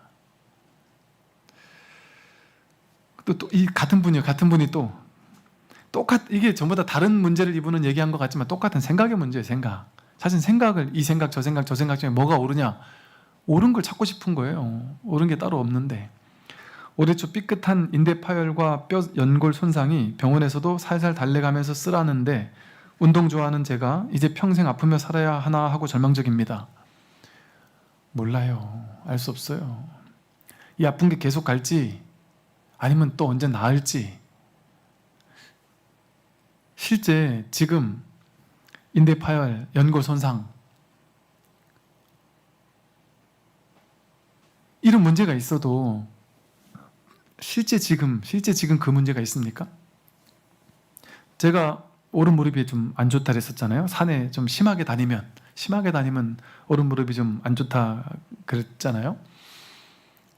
이 오른 무릎이 안 좋은 거는 정말 심하게 다니니, 제가 뭐 히말라야 갔을 때나 지리산 갔을 때나 이렇게 아주 심하게 썼을 정말 가끔이거든요. 그러면 평소에도 내 오른 무릎이 안 좋으냐? 아닙니다. 안 좋다는 생각이 그냥 없어요. 그냥 그럼 그냥 내가 오른 무릎이 안 아플 때 그때만 오른 무릎이 안 좋은 거예요. 뭔지 아십니까? 지금 어디가 아프면 그 아플 때 그 순간 그냥 그 아프다라는 느낌, 그러니까 내가 아프다라고 해석한 그 느낌이 그냥 이렇게 내가 자각했을 뿐이에요. 그 자각만이 있을 뿐이에요. 근데 사실은 그 진짜의 자각 속에서는 내가 내 오른 무릎이 아파가 사실 진실은 내 오른 무릎이 아파라는 게 일어나는 게 아니고 사실은 이 아픔 이것뿐이에요. 아픔이 자각되는 이 사실 이것뿐이에요. 내가 아픔을 느끼는 게 아니라 이 아픔이 나란 말이에요. 아픔이 자각되는 이 알아차림이 나란 말이에요. 그냥 이거 하나뿐이에요. 그냥 이걸 경험하면 돼요. 그때는 왜? 왔으니까. 그게 나를 드러내주고 있으니까. 그게 나를 이 소리가 나는 거 하고 내가 무릎이 아픔을 알아차리는 거 하고 이 소리를 알아차리는 거 하고 생각을 알아차리는 거 하고 통증을 알아차리는 거 하고 다르지 않다니까요. 실제로 이 병이 내 인생에 나타나는 게 아니에요. 자기 생각이 자기를 괴롭힐 뿐이죠. 그러니까 무슨 의학 드라마 보면은 괜히 갑자기 불안해질 수도 있어요. 내가 저래 되면 어쩌지? 내가 아파지면 어쩌지? 온갖 머리가 복잡해지기 시작한단 말이죠. 그 생각이잖아요, 생각. 내가 평생 계속 아프면 어쩌죠? 그 생각만 없으면 지금 그게 문제가 되냔 말이에요. 문제가 될 때는 그걸 받아들여야지 어떡하겠어요? 왔는데. 그걸 살아줘야지. 그거밖에 방법이 없거든요. 근데 대부분의 문제는 내가 이것을 거부하려는 마음이 너무 크니까, 거부하겠다라는 생각이 크니까 그게 나를 더 괴롭게 만드는 거예요. 왜? 괴로운 모든 일은 나에게 흡수되기 위해서 찾아온 거거든요. 업장은 왜 나타나겠어요? 내 안에 악업이 있었어요. 그 업장이 왜 나타나겠어요? 업장이 이렇게 풀려나가려고, 이렇게 해서 소멸되려고, 이렇게 나와서 표출되려고 나왔죠. 나에게 타격을 주려고 나온 거 아니에요. 나에게 타격을 주는 걸 통해서 표출되어야 이 업장이 사라질 거 아니에요. 내가 누가 한 대 때린 업이 있다. 그럼 내가 한 대 맞는 걸 통해서 표출되고 끝나는 거잖아요. 그럼 더 이상 그 업은 없는 거예요. 그래서 얘가 이제 내가 한 대 때린 업장 때문에 내가 한 대 맞는 일을 당했어요. 근데 내가 맞아야 되는데 난 죽어도 안 맞겠다고 자꾸 도망친단 말이에요. 자꾸 도망치면 얘는 어떡하겠어요? 부처님이 한 번 지은 업은 바다 밑에 숨어도, 동굴 속에 숨어도 그 업은 무조건 바다에만 사라진다 그랬단 말이에요. 그럼 한 방 맞고 말지. 한 방 맞고 아파해주고 그냥 탁 정면 돌파 한 대 맞고 나면 끝날 문제인데, 그걸 도망치느라고 1년 내내 도망치느라고 1년 내내 힘들단 말이에요. 그 여기서 그냥 한 대 딱 맞고 마면 되는데. 그러니까 괴로움이, 업이, 병이, 힘든 일이 나타나는 이유는 그게 지금 표출되기 위해서, 표출되어서 사라지기 위해서, 해결되기 위해서 온단 말이에요. 해결되기 위해서. 어떻게 해결될까요? 내가 감당하면 해결되는 거예요. 그리고 내가 이걸 가슴 열고 완전히 받아들여줘 버리면 금방 흡수가 돼버려요. 그리고 불이법, 올라오는 그 괴로움을 내가 감당한다.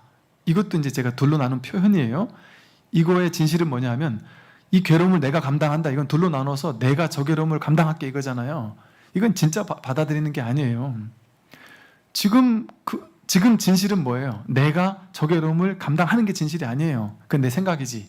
받아들여야지 받아들여야지 하는 생각은 못 받아들이고 있는 거예요.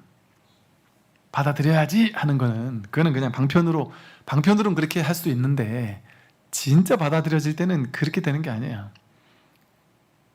그거 이미 와 있잖아요. 이미 받아들여지고 있잖아요.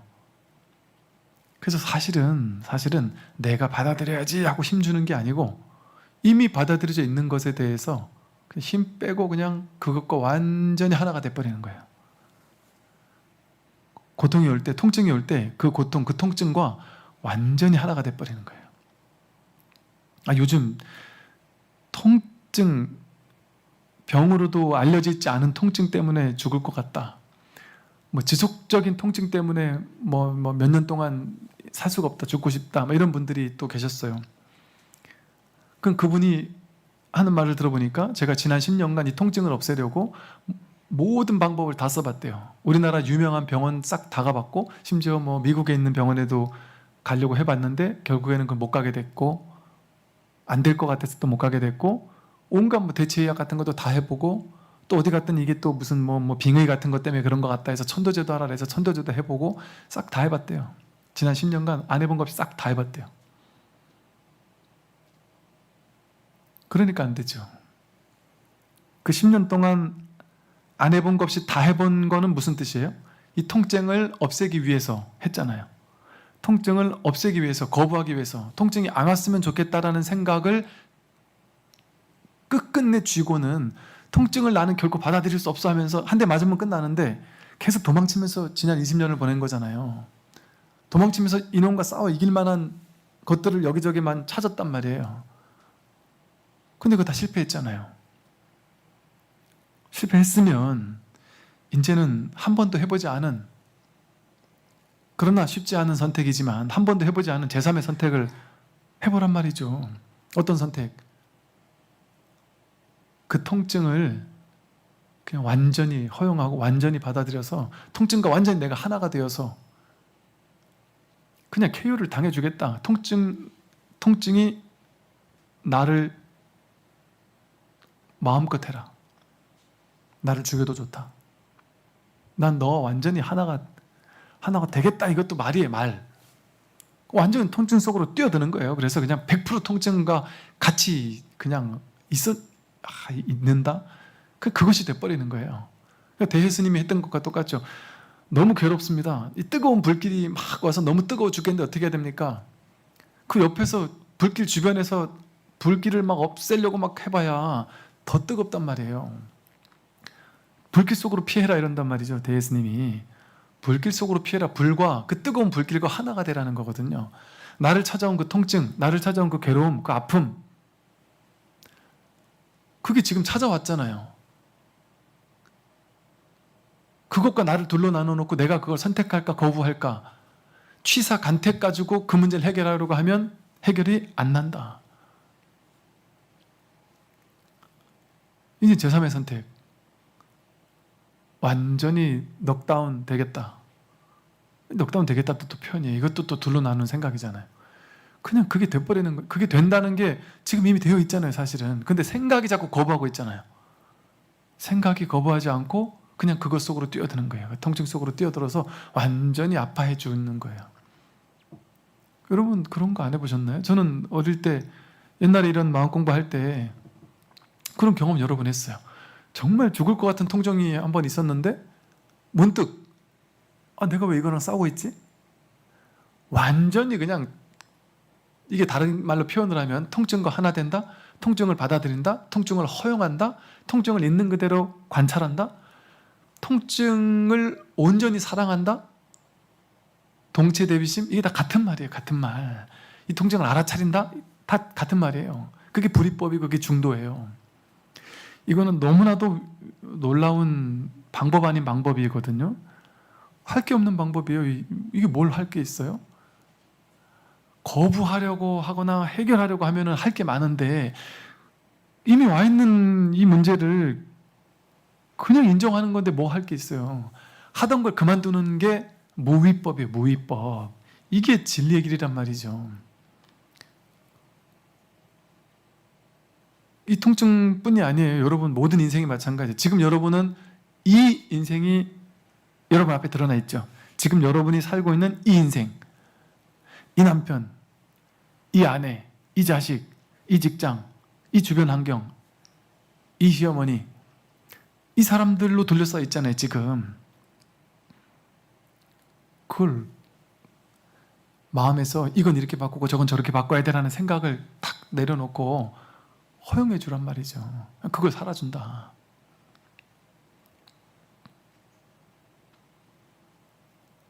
이거는 전면적인 삶의 전환이거든요. 그럼 이제는 쉬게 돼요. 왜 쉬게 되죠? 할 일이 없어지니까. 아무 일도 안 하는 건 아니에요. 모든 일을 다 해요. 그런데 집착이 없어요. 이것도 하고 싶고 저것도 하고 싶어서 선호하긴 해요. 최선을 다해서 해요.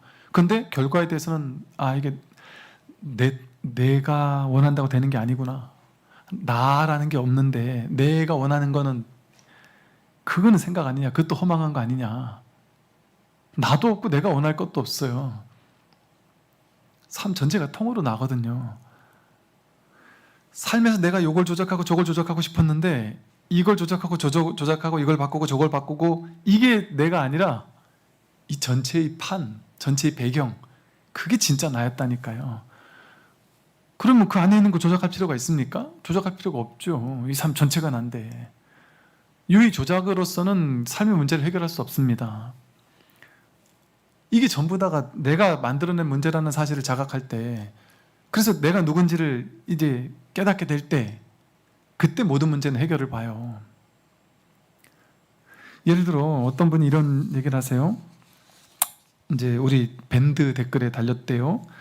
스님 강의를 자주 듣는데도 폐암 4기인 저는 인생의 패배자인 것 같아 슬픔이 올라옵니다. 건강히 직장생활하고 취미생활 즐기는 제 또래 40대를 보면 질투도 나고 눈물도 납니다. 제가 죽으면 남는 제 아이들 그래도 잘 클까요? 뭐 이런 말씀을 하셨어요. 이거는 이런 이제 이분 같이 이제 최악의 괴로움 속에서 더 이상 어떻게 할 수 없는, 어디 뭐 갈 수도 없는 이런 이제 최악의 괴로움인 이런 분들이 계셔요. 이런 분들 어떻게 해야 되죠? 심지어 난 이제 3개월이나 6개월밖에 못 산다고 시한부 인생 판정을 받은 분들, 제가 설법으로 할 필요가 없어요. 그분들 스스로 답을 알아요.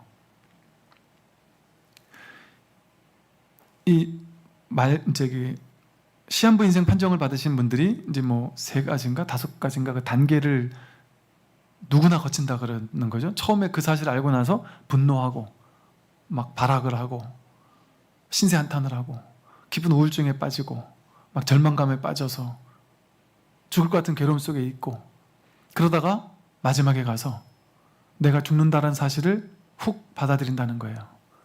나는 죽는 거구나. 발악을 해도 소용이 없구나. 어쩔 수 없는 거구나. 이거 그냥 받아들여야 되는 거구나 하고 확 죽음을 받아들인다는 거예요. 그때 삶의 대전환이 일어난다. 그래서 그런 분들이 마지막에 인터뷰하고 이런 장면을 보면 너무나도 평화로운, 우리들보다 몇십 배 평화로워 보인단 말이에요. 얼굴 표정이 너무나도 평화로워 보인단 말이에요. 죽음을 완전히 받아들이니까. 그러면서 나는 남은 인생 한 달, 지금 죽기 직전 한 달이, 지금의 한 달이 내 인생 전체와도 바꿀 수 없을 정도로 숭고한 아름다움, 지혜, 사랑, 그 뭐라고 말로 표현할 수 없는, 내가 죽기 전에 이렇게 이 사실을 깨닫고 죽는다는 게 너무나도 행복하다. 진정으로 아내를 사랑하고 자식을 사랑할 수 있었다. 유일하게 이 한 달 동안만. 내가 건강했었다면 전에처럼 계속 아내랑 싸우고 자식들 맨날 혼내고 그러면서 평생을 살았을 거 아니냐 생각해도 아찔하다. 완전히 죽음을 받아들이고 났더니 아침에 공통적으로 그러세요. 중환자실에서 너무나도 힘들어 죽을 것 같은 힘든 분들이 하는 말씀들이, 아침에 창가로 들어오는 햇살이 어떻게 이렇게 아름다운지 모르겠다. 병원 이렇게 산책을 할 때 그 나뭇가지 사이사이로 바람이 불고 흩날리는 나뭇가지 사이사이로 햇살이 이렇게 내 손을 간지를 때 이 말로 표현할 수 없는 그 뭐랄까 감동?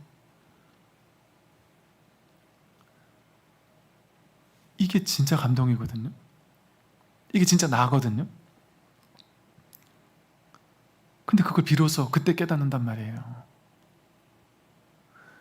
그거를 완전히 받아들이고 나면 그게 더 이상 괴로움이 아닙니다. 제 말이 아니라, 말로 하는 얘기가 아니라 실제 병원에서 그런 일이 벌어진다는 거죠.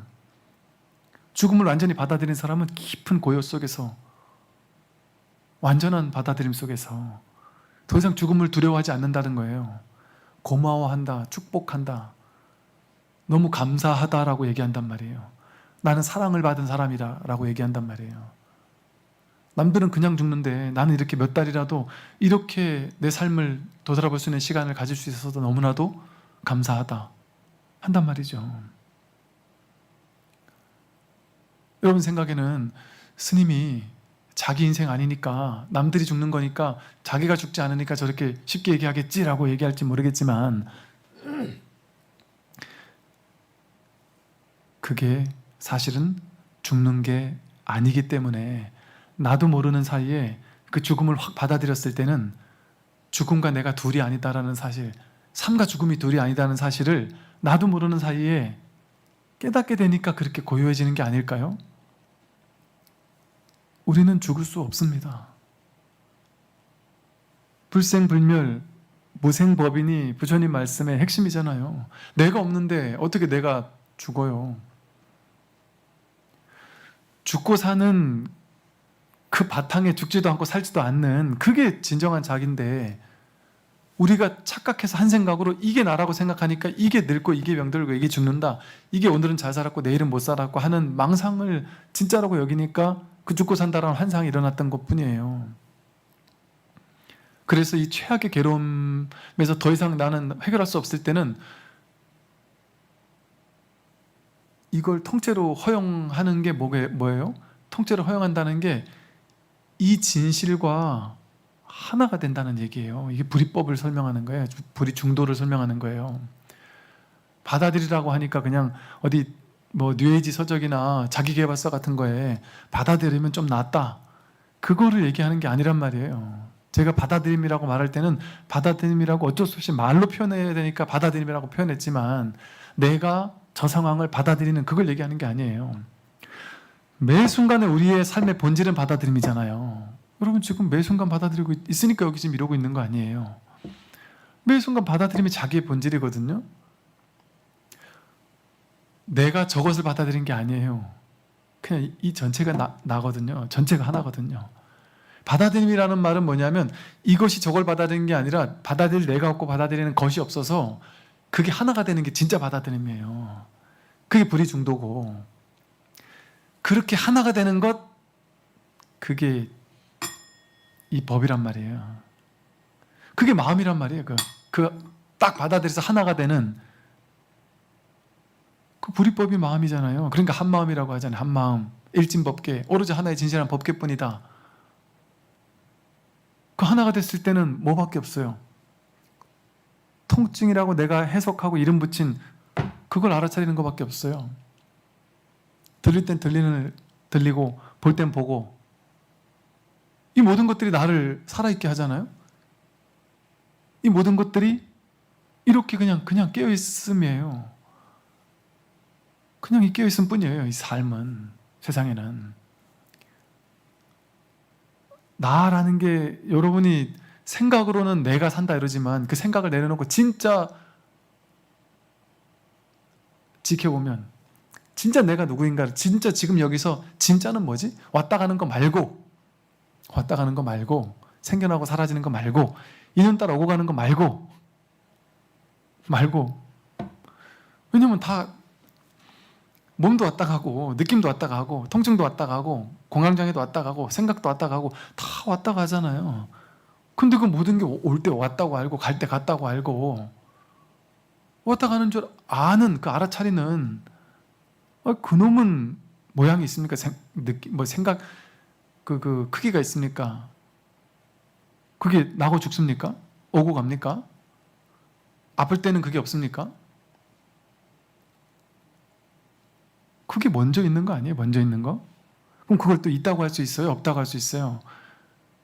그 불성이라고 하니까 불성 있다 해서 불성을 찾았고 지키고 챙겨야 한다, 그것도 방편이에요. 처음에 하는 방편. 그 자리를 확인하고 나면은 한동안 챙겨야 되죠. 근데 나중에 가면 그게 사라진단 말이에요. 소가 사라진단 말이에요. 깨달음도 사라진다. 불성도 사라진다. 그죠? 그냥 뿐이에요. 뿐. 삶은. 그냥 이렇게 그냥 살 뿐이에요. 삶밖에 없어요. 삶은. 좋은 삶, 나쁜 삶 없습니다. 그냥 늘 삶을 내가 이렇게 경험하면서 알아차리고 있을 뿐이에요. 이 하나의 진실만이 진짜 있는 거예요. 진짜 있는 거. 그럼에도 우리는 끊임없이 이렇게 doing이라 그러죠. doing. 뭔가 행위. 해야 된다라고 생각하며 산단 말이에요. 해야 되는 게 아니고 있음. 이렇게 있잖아요. 이렇게 있잖아요. 이렇게 있단 말이에요. 이렇게. 여기서 내가 있다라는 게 확인되잖아요. 여러분 이렇게, 여러분이 지금 있습니까? 없습니까? 이게 여러분이 있다라는 걸 확인시켜주고 있잖아요. 이거 듣고 있잖아요. 보고 있잖아요. 생각하고 있잖아요. 이렇게. 이 있음이 몸이 아니란 말이에요.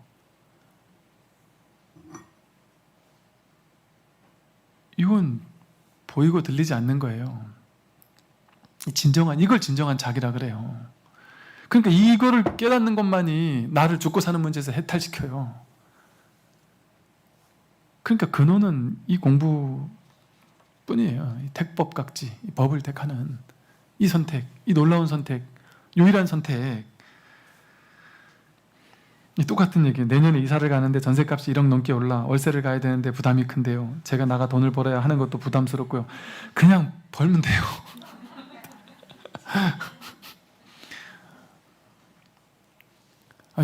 우리나라가 이게 요즘에는 죽게 안 둬요, 사람을. 죽을만 하면 알아서 뭐 이제 또 줄 것도 주고 돈도 주고 막 그래요. 하다못해 뭐 누가 막 괴로워 죽을 것 같고 돈도 다 날리고 뭐 완전히 그냥 거지가 돼서 길거리에 쓰러졌단 말이에요. 돌볼 사람도 아무도 없이. 근데 그 사람을 이렇게 경찰서에서 끌고 와서 이렇게 조사해보고는 아무것도 없고 아무것도 없으니까 어디 허름한 아파트를 하나 주더래요. 거기에 살으라고. 먹을 것도 갖다 주고.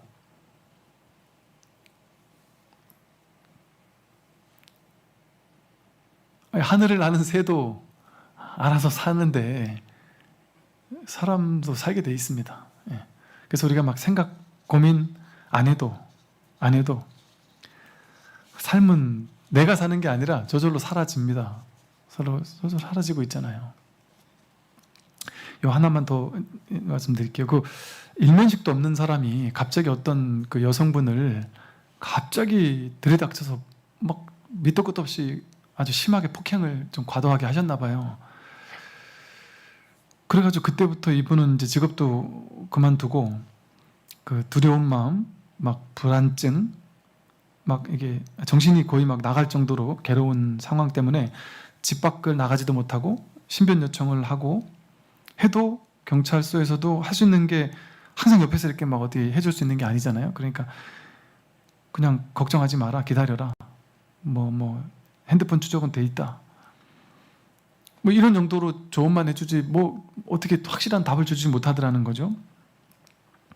그 집 밖을 나가는 것 자체가 두렵고 피폐하게 이렇게 산지가 지금 벌써 몇 개월이 됐다.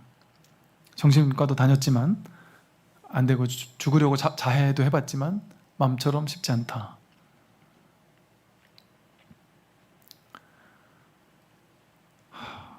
이게 이제 우리가 하나의 이게 이제 한 트라우마로 남는 거잖아요. 그죠? 하나의 어떤 인생의 어떤 하나의 사건이 트라우마가 되어서 내 인생을 계속해서 지배하는 거죠. 똑같아요, 구조가.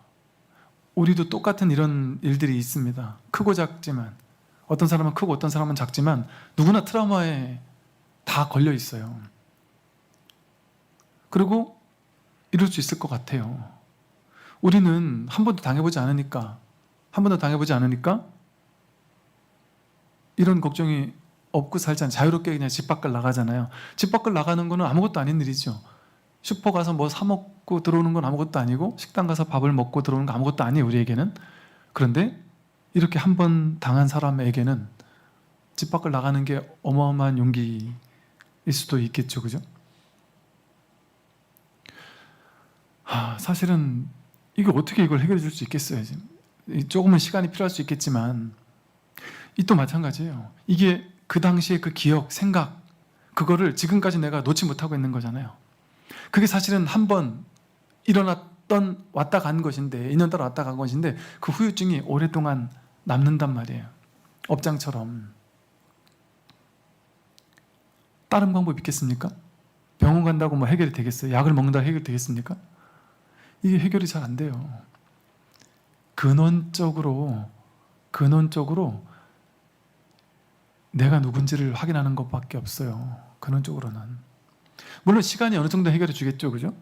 또 약간 자꾸 이렇게 이제 심리학적으로 조금 그때의 상황을 자꾸 직면하게 만들어 준다든지 그래서 그걸 이겨낼 수 있도록 만들어 준다든지 뭐 그런 어떤 현실적인 기법은 조금씩 쓸 수 있을 거예요. 왜냐하면 미국에 이렇게 옛날 미군들 이렇게 전쟁 갔다가 전쟁 후유증 있던 사람들이 제가 이제 군에 있을 때 보면 이제 미군들하고 뭐 이렇게 하다 보면 미군 군종, 미군 목사님, 신부님들 계세요. 그분들이 이제 그걸 많이 해요.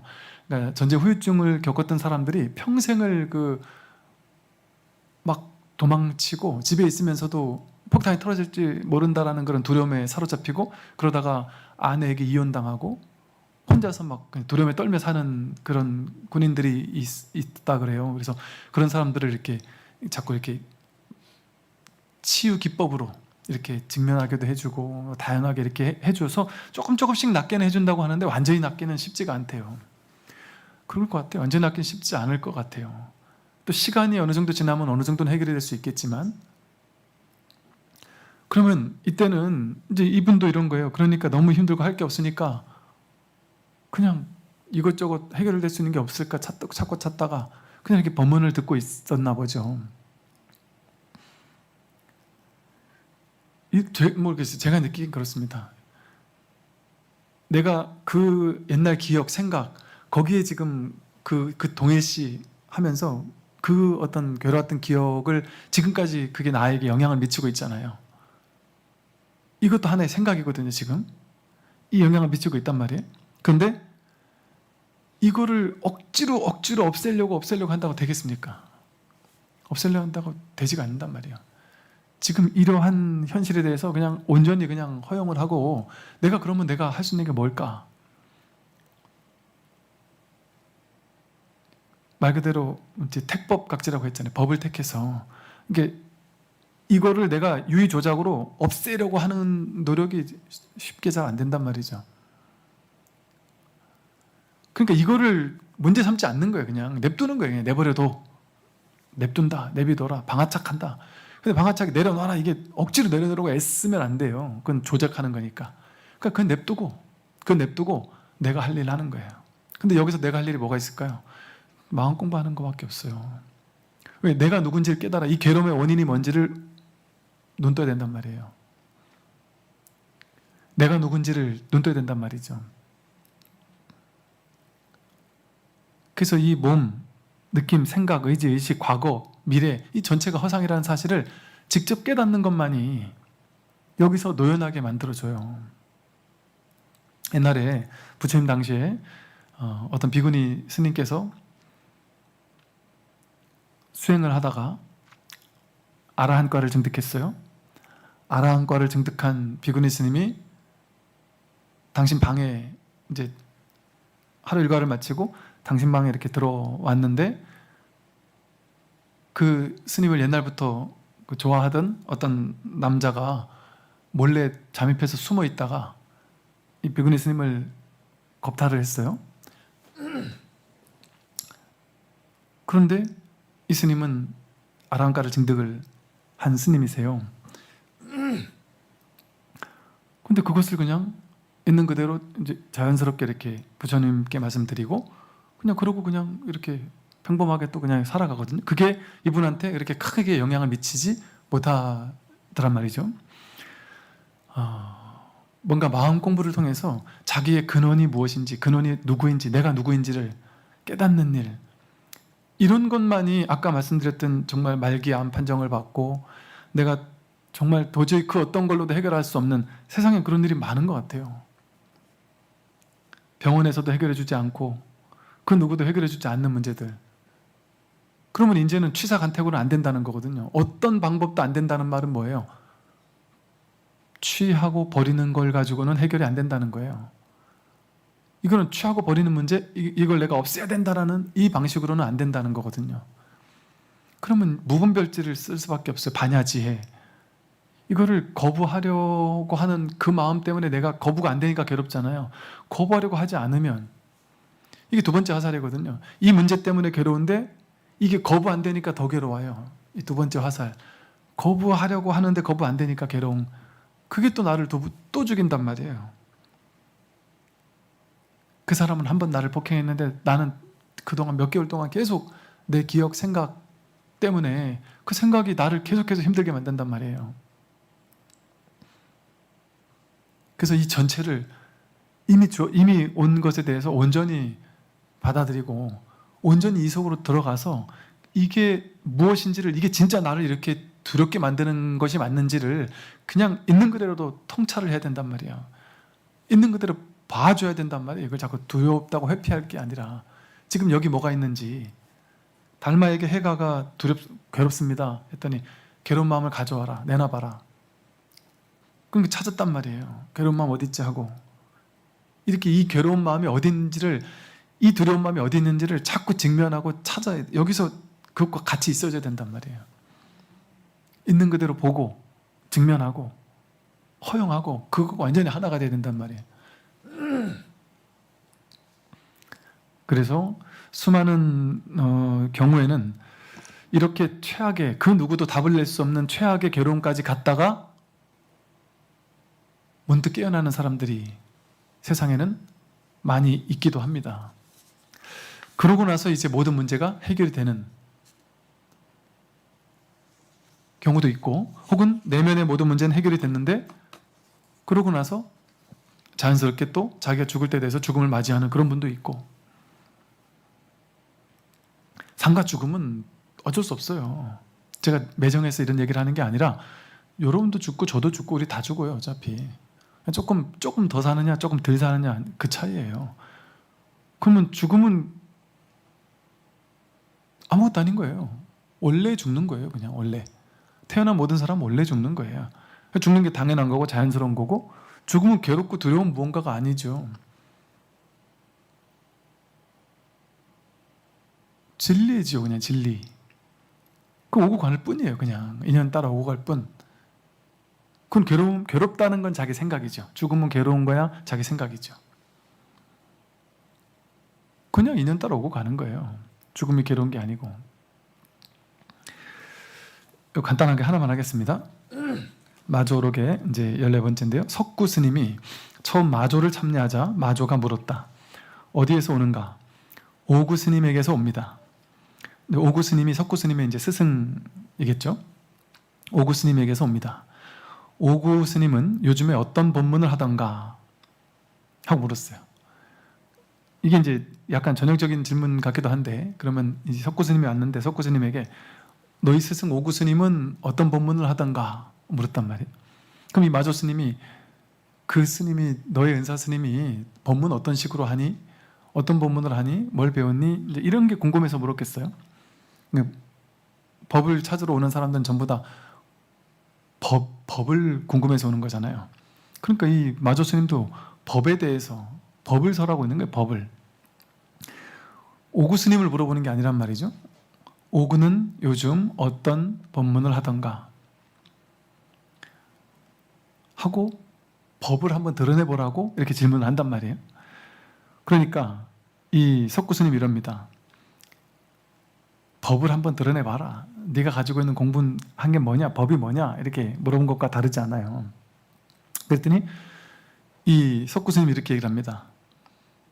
여기에서 몇 사람이나 아득해 쩔쩔맸을까? 이런 질문을 받고, 이렇게 그냥 이 공부에 대해서, 너 공부에 대해서 이렇게 큰 스님이, 어른 스님이, 많은 스님들이 막 찾아와서 스님께 탁 앞에 찾아갈 거 아니에요? 근데 스승이, 네 스승은 무슨 법을 설하더냐? 아니면 너는 뭐가 궁금한 거냐? 너는 법이 뭐냐? 진정한 너가 누구냐? 이런 식으로 이제 법을 묻는단 말이에요. 그러면 이 제자들은 쩔쩔맬 수밖에 없단 말이에요. 또, 즉 이게 무슨 말이냐면, 분별, 세상을 살면서는 분별을 가지고 살잖아요. 분별, 생각, 망상을 가지고 세상을 살잖아요. 근데 이 법문이라는 건 뭐예요? 법문이라는 건 분별 이전 자리를 설하는 거거든요. 분별 그 이전, 분별하지 않는. 그러니까 무슨 법문을 설하더냐? 분별 이전 자리에 그 법이 무엇이냐? 그 법을 한번 가져와 봐라. 그 법이 무엇이냐 하고 묻는 것과 같단 말이에요. 그러면 예를 들어 분별을 가지고 답할 수 있는 질문을 던졌다면, 알면 안다, 모르면 모른다. 알면 이렇게 이게 답이다, 이렇게 설명할 수 있겠죠. 그런데 분별 이전이 뭐냐? 생각하지 말고 분별하지 말고 답을 내봐라. 이 법을 드러내봐라 하고 묻는다면 얼마나 많은 스님들이 아득하겠어요. 쩔쩔매겠어요. 왜? 생각으로 답을 낼 수 있는 질문이 아니니까. 분별로 답을 낼 수 있는 질문이 아니니까. 이러지도 저러지도 못한단 말이죠. 그러니까 당연히 이러지도 저러지도 못하고 아득하고 쩌절맬 수밖에 없어요. 그게 당연한 것이고 그렇게 얘기를 했단 말이에요. 그때 이제 마조스님이 아득하면 그만두고 아득하다 쩌절맸다 하는 그건 그만두고 고요한 한마디는 무엇이냐? 너가 고요한 한마디, 즉 고요한이라는 게 뭐예요? 분별 없는, 분별을 쓰지 말고 한마디 해봐라. 분별하지 않고 한마디 해봐라. 이렇게 좀 더 직접적으로 다시 한번 물었단 말이에요. 그랬더니 석구가 이에 3걸음 앞으로 다가가자 마조가 말했다. 석구가 고요한 한마디는 무엇이냐? 분별하지 않고 이 법이 뭐냐? 물었단 말이에요. 그랬더니 석구가 답을 했어요. 1발, 2발, 3발 걸어가는 걸 통해서 답을 드러냈단 말이에요. 이게 답이죠. 이게 법이잖아요. 이렇게 법을 드러내 보였단 말이에요. 그런데 이제 마조 스님은 이제 한 번 답을 딱 보였다고 해서 그 사람이 진짜로 확실한지 아닌지 알 수 없잖아요. 한 번 답을 딱 드러내 보였다고 해서 야, 니 법을 알았구나 뭐 내지는 이렇게 바로 인가해주지 않는단 말이에요. 스승은 제자를 바로 인가해주고 이러는 법이 없습니다. 그래서 자꾸 이제 몇 번 더 걸어보는 거예요. 그래서 사실은 석구가 벌써 여기서 아까 어떤 법문을 하던가 하고 물었잖아요. 그러면 대부분은 사람들은 분별을 쫓아가고 말을 따라가요. 말을 따라가서 조윤사 스님은 이러이러한 법문을 자주 하십니다. 이런 식으로 말을 한단 말이에요. 그건 그냥 말 따라가는 거잖아요. 말 따라가는 거. 분별 이전짜리가 아니란 말이에요. 그러니까 말 따라하지 않는 답을 했단 말이에요. 여기서 몇 사람이나 아득해 쩔쩔맸을까 하고 답을 냈단 말이에요. 사실 석구 스님이. 근데 이제 한 번 더 직접적으로 물어본 거야. 이렇게 얘기하면 안 되겠구나.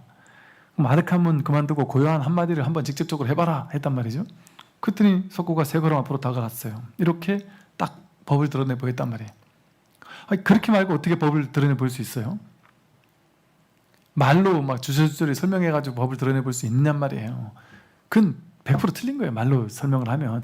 제가 말로 법을 설명하는 모든 말은 다 틀린 겁니다. 여러분, 제가 하는 말을 쫓아가가지고 제가 하는 말에 뭐가 있는 줄 알고 이 말이 옳다 그러다라고 논쟁하고 따지고 쫓아오고 이러면 안 됩니다. 말이 설하는 낙처를 볼 줄 알아야죠. 그래서 석구가 3걸음 앞으로 다가갔어요. 이렇게 탁 드러내 보였습니다. 이거다 하고. 그랬더니 마조가 말했습니다. 한 번 더 물어봤네. 참 3번이잖아요. 공부도 참 3번이지. 2번 했는데 2번 다 정답을 어찌 보면 이제 뭐 정답 뭐 오답이 없겠지만 마음에 들었겠죠. 그런데 이제 마조가 한 번 더 좀 세게 한 번 더 나가 봅니다. 내가 너희 스승 오구를 이제 내가 너희 스승 그 오구를 7방망이 때려야 되겠는데 쳐야 되겠는데 너가 기꺼이 대신해 주겠냐? 제자 입장에서는 자기 은사스님 훌륭하신 스님이신데 이 마조가 내 은사스님을 내가 네 은사스님 가서 몇 대 때려야 되겠다. 네가 대신 가서 좀 때려줘라. 이렇게 얘기를 한 거란 말이에요. 뭐 세게 거는 거죠. 이렇게 하면 어떻게 나오나 이제 보려고 했겠죠. 그랬더니 이제 그대는 기꺼이 대신해 주겠는가? 그랬더니 이제 스님께서 이제 이 석구도 이제 지지 않는단 말이에요. 그러니까 스님께서 먼저 맞으시면 그 뒤에 기꺼이 제가 그렇게 하겠습니다. 막 이렇게 그냥 응했단 말이에요. 그러니까 한치도 이렇게 뭐랄까 막 후퇴하고 이러는 게 없는 거죠. 그러면서 이게 다 하나하나 이렇게 법 거량으로서 왔다 갔다 하는 거예요. 고량에서는 뭐 이기고 지고도 없고 스승 제자도 없고 뭐 이런 게 없어요. 그냥 법의 자리에서는 법을 딱 드러내는 그것이 전부란 말이죠. 그래서 그냥 이렇게 드러내고 그리고는 옥으로 돌아갔다. 그리고는 휙 돌아갔어요. 주저리 제가 이런 공부를 했는데 이게 맞습니까? 틀립니까? 뭐 저희 스승님이 이렇게 얘기를 하는데 이게 이렇습니까? 저렇습니까? 이게 이렇게 잘 안 하게 돼요. 사실은. 저도 이제 뭐 이러고 있다 보니까 뭐 여기저기 뭐 온갖 곳에서 하여간 이래저래 뭐 한때는 지금은 별로 안 그러는데 한때는 뭐 깨달았다는 분들 또 나름 또 유명한 분들 이런 다양한 사람들이 또 찾아오기도 하세요. 근데 이제는 그런 분들을 뵈도 서로가 그냥 막 거령을 하고 이런 게 아니고 그냥 서로가 그냥 차 한잔 마시면서 소소한 얘기하고 말아요. 그죠? 요즘 어떻게 지내시냐? 차 한잔 마시고 차 맛이 좋네요 하고, 그 더운데 어떻게 지내시냐? 몸은 건강하시냐? 힘든 거 없느냐? 아, 요즘 힘든 게 있다. 그러고 간단 말이죠. 그냥 법에 대해서 크게 그럴 게 없는 것 같죠. 이분들도 마찬가지예요. 그냥 이렇게, 이때는 이제 유튜브가 없었으니까 일단은 마주가 어떻게 하는지 한번 가서 봐야 되고, 이분이 어떤 법문을 하는지 또 어떻게 하는지를 봐야 되니까 이제 한두 번 이렇게 떠보는 거겠죠. 서로가. 이 석고 선생님도 아니까 이러고 온 거예요. 알고 재미삼아. 그러니까 아예 몰라서 내가 배우려고 올라를 썼으면 이러고 왔겠어요. 그러니까 이제 한 두세 마디 이렇게 한 세 마디 견줘보면 이제 견적이 나온단 말이에요. 그래서 이 법의 자리가, 자기 그 법의 자리가 확실하면 막 말에 끌려가지 않아요. 막 자기 견처가 딱 확고부동하면, 전에 저 등원봉인가요? 이렇게 시키는 대로 했다가 또 돌아오고 시키는 대로 했다 돌아오고 이런 일을 하지 않는단 말이에요. 오고 가고 할 일도 없고, 이렇게 뭐랄까, 이 공부하는 사람들은 이 말에 끌려다니고 저 말에 끌려다니고 그래서는 안 됩니다. 여러분도 예를 들어 이렇게 법문을 이렇게 들으시다가 제가 이 얘기도 했다가 저 얘기도 했다가 한단 말이에요. 어느 날은 명상 이런 거 다 필요 없다, 수행 필요 없다 이렇게 얘기하다가 어느 날은 또 수행 나름대로 도움이 되는 거다, 왜 나쁘냐 이렇게 얘기하기도 했다가, 또 체험 그런 거 신경 쓰지 마라, 그런 거 없다 그렇게 얘기하기도 했다가, 그래도 한 번은 이 깨달아야지 이게 머리만 알아서 되겠네 이렇게 얘기한단 말이에요. 거기 속지 말란 말이에요. 거기에 이걸 반복해서 얘기를 하니까 사람들이 뭔가 공부가 꾸준히 나가다가도 어떤 한마디 말에 걸려가지고 내가 또 잘못하고 있나?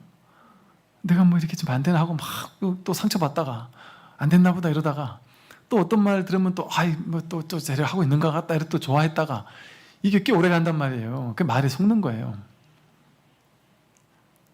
이 법을 설하는 사람들 입장에서는요, 이럴 수밖에 없어요. 이럴 수밖에 없는 측면이 있습니다. 왜냐하면 사람들이 다 다르거든요. 진짜 너무 빤하게 머리로만 이해하고 오는 사람들이 있어요. 그런 사람들한테는 그런 게 아니다라고 그냥 탁 쳐주는 거예요. 그 사람을 위해서. 듣는 사람들 중에 그런 사람들 많지 않겠어요? 머리가 휙휙 돌아가는 사람들. 그리고는 꾸준히 해야 되는데, 이거는 왜? 발심이 있어야 꾸준히 하거든요. 그러니까 그렇게 머리로만 싹 이해한 사람들은 발심이 없으니까 별거 아니네 이러고 그냥 나가 떨어진단 말이에요. 그러니까 이게 진짜 5년 10년 꾸준히 버틸 거냐, 이게 제일 중요한 거예요. 이게 지금 당장 내가 이거 알아듣냐 못 알아듣냐 이거 가지고 어떻게 얘기할 수 없어요. 그 제가 말씀드렸듯이 선지식 스님들도 이 사람이 도인인지 아닌지를 알 수 없어요. 얘가 확실히 확인했네 이렇게 알았는데, 나중에 시간이 지나서 나중에 보다 보니까 아니더라, 이런 얘기들이 많이 나온단 말이에요. 그래서 10년 뒤에 20년 뒤에 그때까지 버텨야 된단 말이에요, 공부가. 그런데 이건 정말 확실한 것은요, 마음을 열고 들으면, 지구력이 좀 있으면, 그 정진바람일이라 그래. 정진바람일. 끝내 내가 이 공부하고야 말겠다 하면, 여러분 진도는 아무 상관이 없다니까요. 진도 빨리 나가고 못 나가고 상관없습니다. 이게 내가 합격했느냐 불합격했느냐, 내가 견성을 했느냐 안 했느냐 상관없다니까요.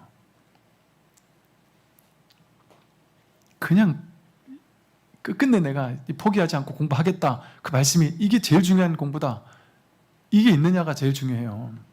그게 있고 나면 이제 점차예요. 그 이후 공부는 점차 조금씩 성장을 해요. 아니, 분별을 한 방에 조복시킨다는 게 말이 안 되잖아요. 조금씩 성장해요. 그런데 어느 정도 성장을 한 듯 해도 겉으로 봤을 때는 그냥 똑같은 중생이에요. 똑같이 사니까. 똑같이 꿈을 꾸는 거예요. 꿈속에서는 똑같이 돈도 벌고 일도 하고 똑같은 거예요. 똑같은 거. 그 깨달은 자나 깨닫지 못한 자나 똑같다. 뭐 제가 또 이렇게 뭐 출가자나 제가자나 똑같다.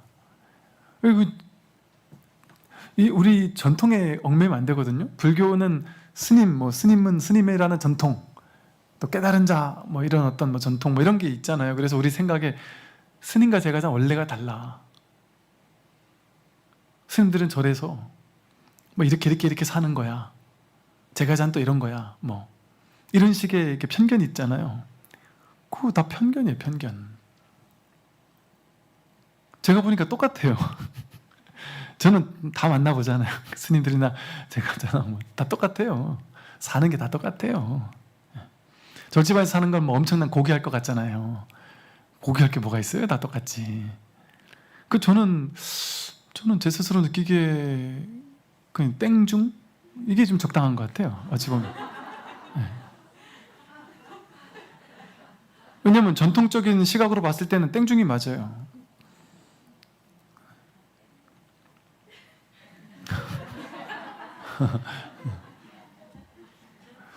그 무슨 말이냐면 승속이라는 거는 우리가 만들어 놓은 구조잖아요. 조직이잖아요. 그죠? 근데 그거 사람들 거기 속더란 말이죠. 남자, 여자. 나는 30년 공부했어. 나는 이제 막 공부 시작했어. 나는 참선을 오래 했어. 나는 조금 했어. 나는 선정을 맛봤어. 나는 선정을 맛을 못 봤어. 나는 영적인 사람이야. 난 구도자야. 난 속인이야. 이거 다 자기가 만든 틀 아닙니까? 나는 구도자야 이러면 자기 스스로 뭔가 이렇게 좀 있어 보이는 사람 된 것 같지만 똑같단 말이에요. 그 절집안에서 스님들이 이제 그런 얘기들 해요. 그 도인 흉내 내는 것처럼 어리석은 게 없다. 내가 깨달았다고 도인 흉내를 한번 내기 시작하면 이제 그 깨달은 사람에 걸맞는 행동을 해야 된다. 진짜 깨달은 분을 뵈면요, 깨달은 사람 같지 않을 확률이 높아요. 옛날에는 그게 고민이었다니까요. 너무 의심스러운 거예요, 이게 지금. 현실을, 저 사람의 삶을 사는 걸 보면 너무 의심스러운 거예요, 지금. 저게 어떻게 깨달은 거지 싶은 막 그냥 욕이 막 이만큼 나오기도 한단 말이에요. 이건 진짜 아닌데 싶은 짓을 하기도 하더란 말이에요. 때로는. 그런데 또 안목을 보거나 또 이 법을 보면 그것도 그렇게 볼 수 있는 게 또 아니기도 하더란 말이죠. 그래서 그런 말이 있는 거예요. 그 법을 봐야지 그 사람을 보지 마라. 이 말은 이제 두 가지 의미가 있어요. 사람도 봐야 돼요. 근데 그 사람을 봐야 된다는 건 뭐냐면, 처음에 내가 이 사람이 정말 내가 공부를 배울 만한 사람이냐, 정말 그래도 내가 이 사람을 내가 믿고 따를 수 있겠느냐에 대한 어떤 기본적인 판단을 할 때는 그 사람이 옳은지 그런지 봐야 되겠지만, 그러니까 이 공부가 확실하냐, 나를 이끌어줄 수 있느냐, 이거를 어느 정도 좀 택해야 되겠지만, 내가 이 공부를 하겠다라고 딱 마음을 먹었으면, 그리고 이분이 법에 대해서는 내가 배울 수 있겠다라는 확신이 들었다면, 그 이후에는 내가 좀 이기적이라야 돼요. 법만 보고 쫓아가서 법만 내가 배우면 되지. 그런 마음이 있어야 돼요. 그래서 사실은 자꾸 막 제가 뭐랄까, 우리 절도 그렇고 자꾸 막 조직 이게 공부에 관심이 있어야 되거든요. 이 법에 관심이 있어야 되거든요. 그 사람한테 관심이 있고, 그 조직에 관심이 있고, 그 사람은 뭘 하고 뭘 먹고 사나, 평소에는 뭘 하나. 그러니까 저한테도 보면은 이게 공부에 관심이 있는 사람이 대부분인데, 가끔 저 개인한테 관심을 자꾸 보이는 분들이 계시는데 냉정히 사절입니다. 그래서 제가 공부하라고 그래, 공부하라고. 공부에 관심을 가져야지 다른 거에 그 격가지에 관심을 가지면 되겠습니까? 그래서 지금 공부만 하면 돼요, 공부만. 그래서 뭐랄까, 이렇게 자기가 이 공부 자리가 확실해지는 것, 그게 이 공부의 가장 중요한 것이죠. 그래서 꾸준히 공부를 해나가는 정진바람이라 하는 것, 그게 이 공부에서 정말 제일 중요한 것 같아요. 이게 빨리 깨닫고 뭐 늦게 깨닫고 이거 사실 정말 아무 의미 없습니다. 깨달은 사람을 보니까 그렇더라고요. 보니까 의미 없다 싶더라고요. 이렇게 얘기하니까. 그런데 내면은 달라요. 또 이게 두 가지 측면이 있어서 말하기 어려워요. 한쪽 측면에서는 이 세상을 내가 다 가진 것과 다르지 않다니까요.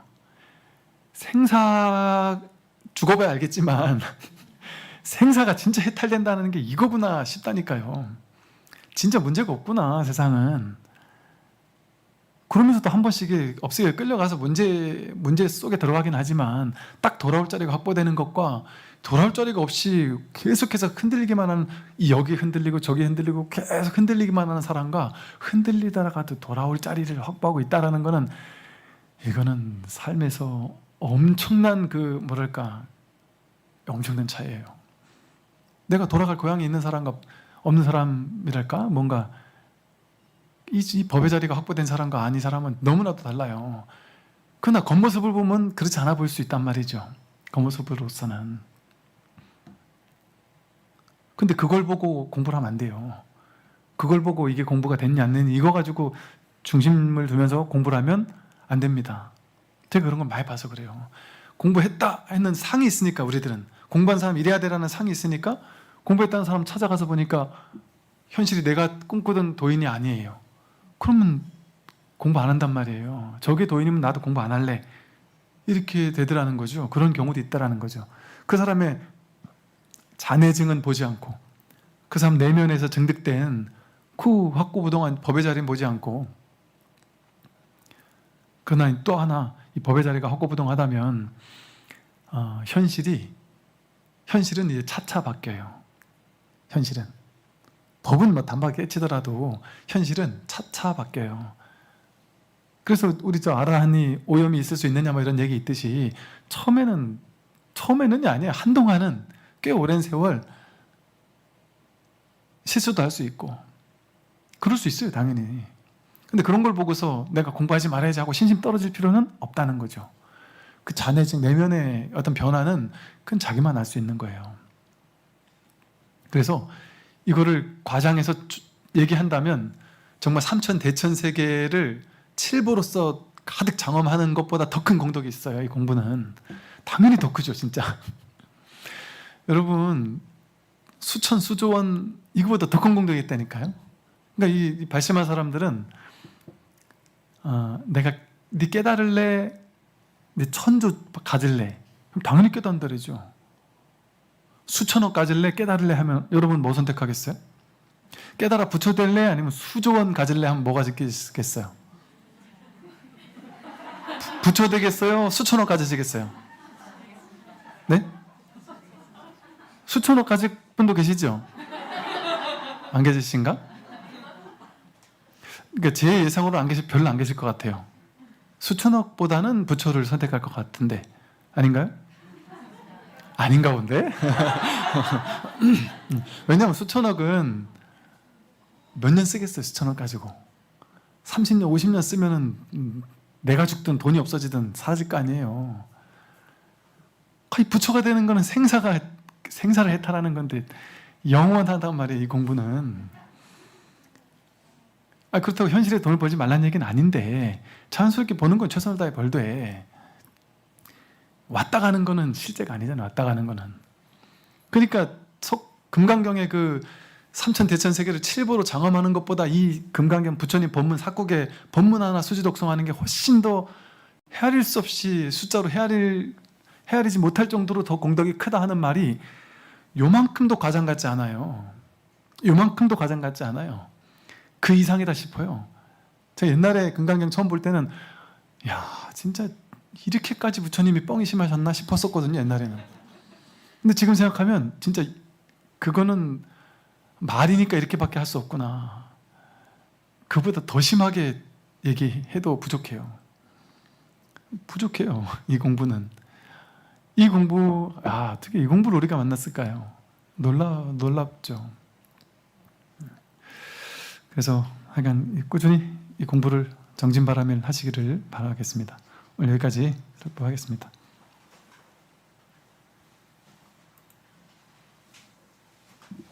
네, 모두 자리에서 일어나 합장하여 주시기 바랍니다.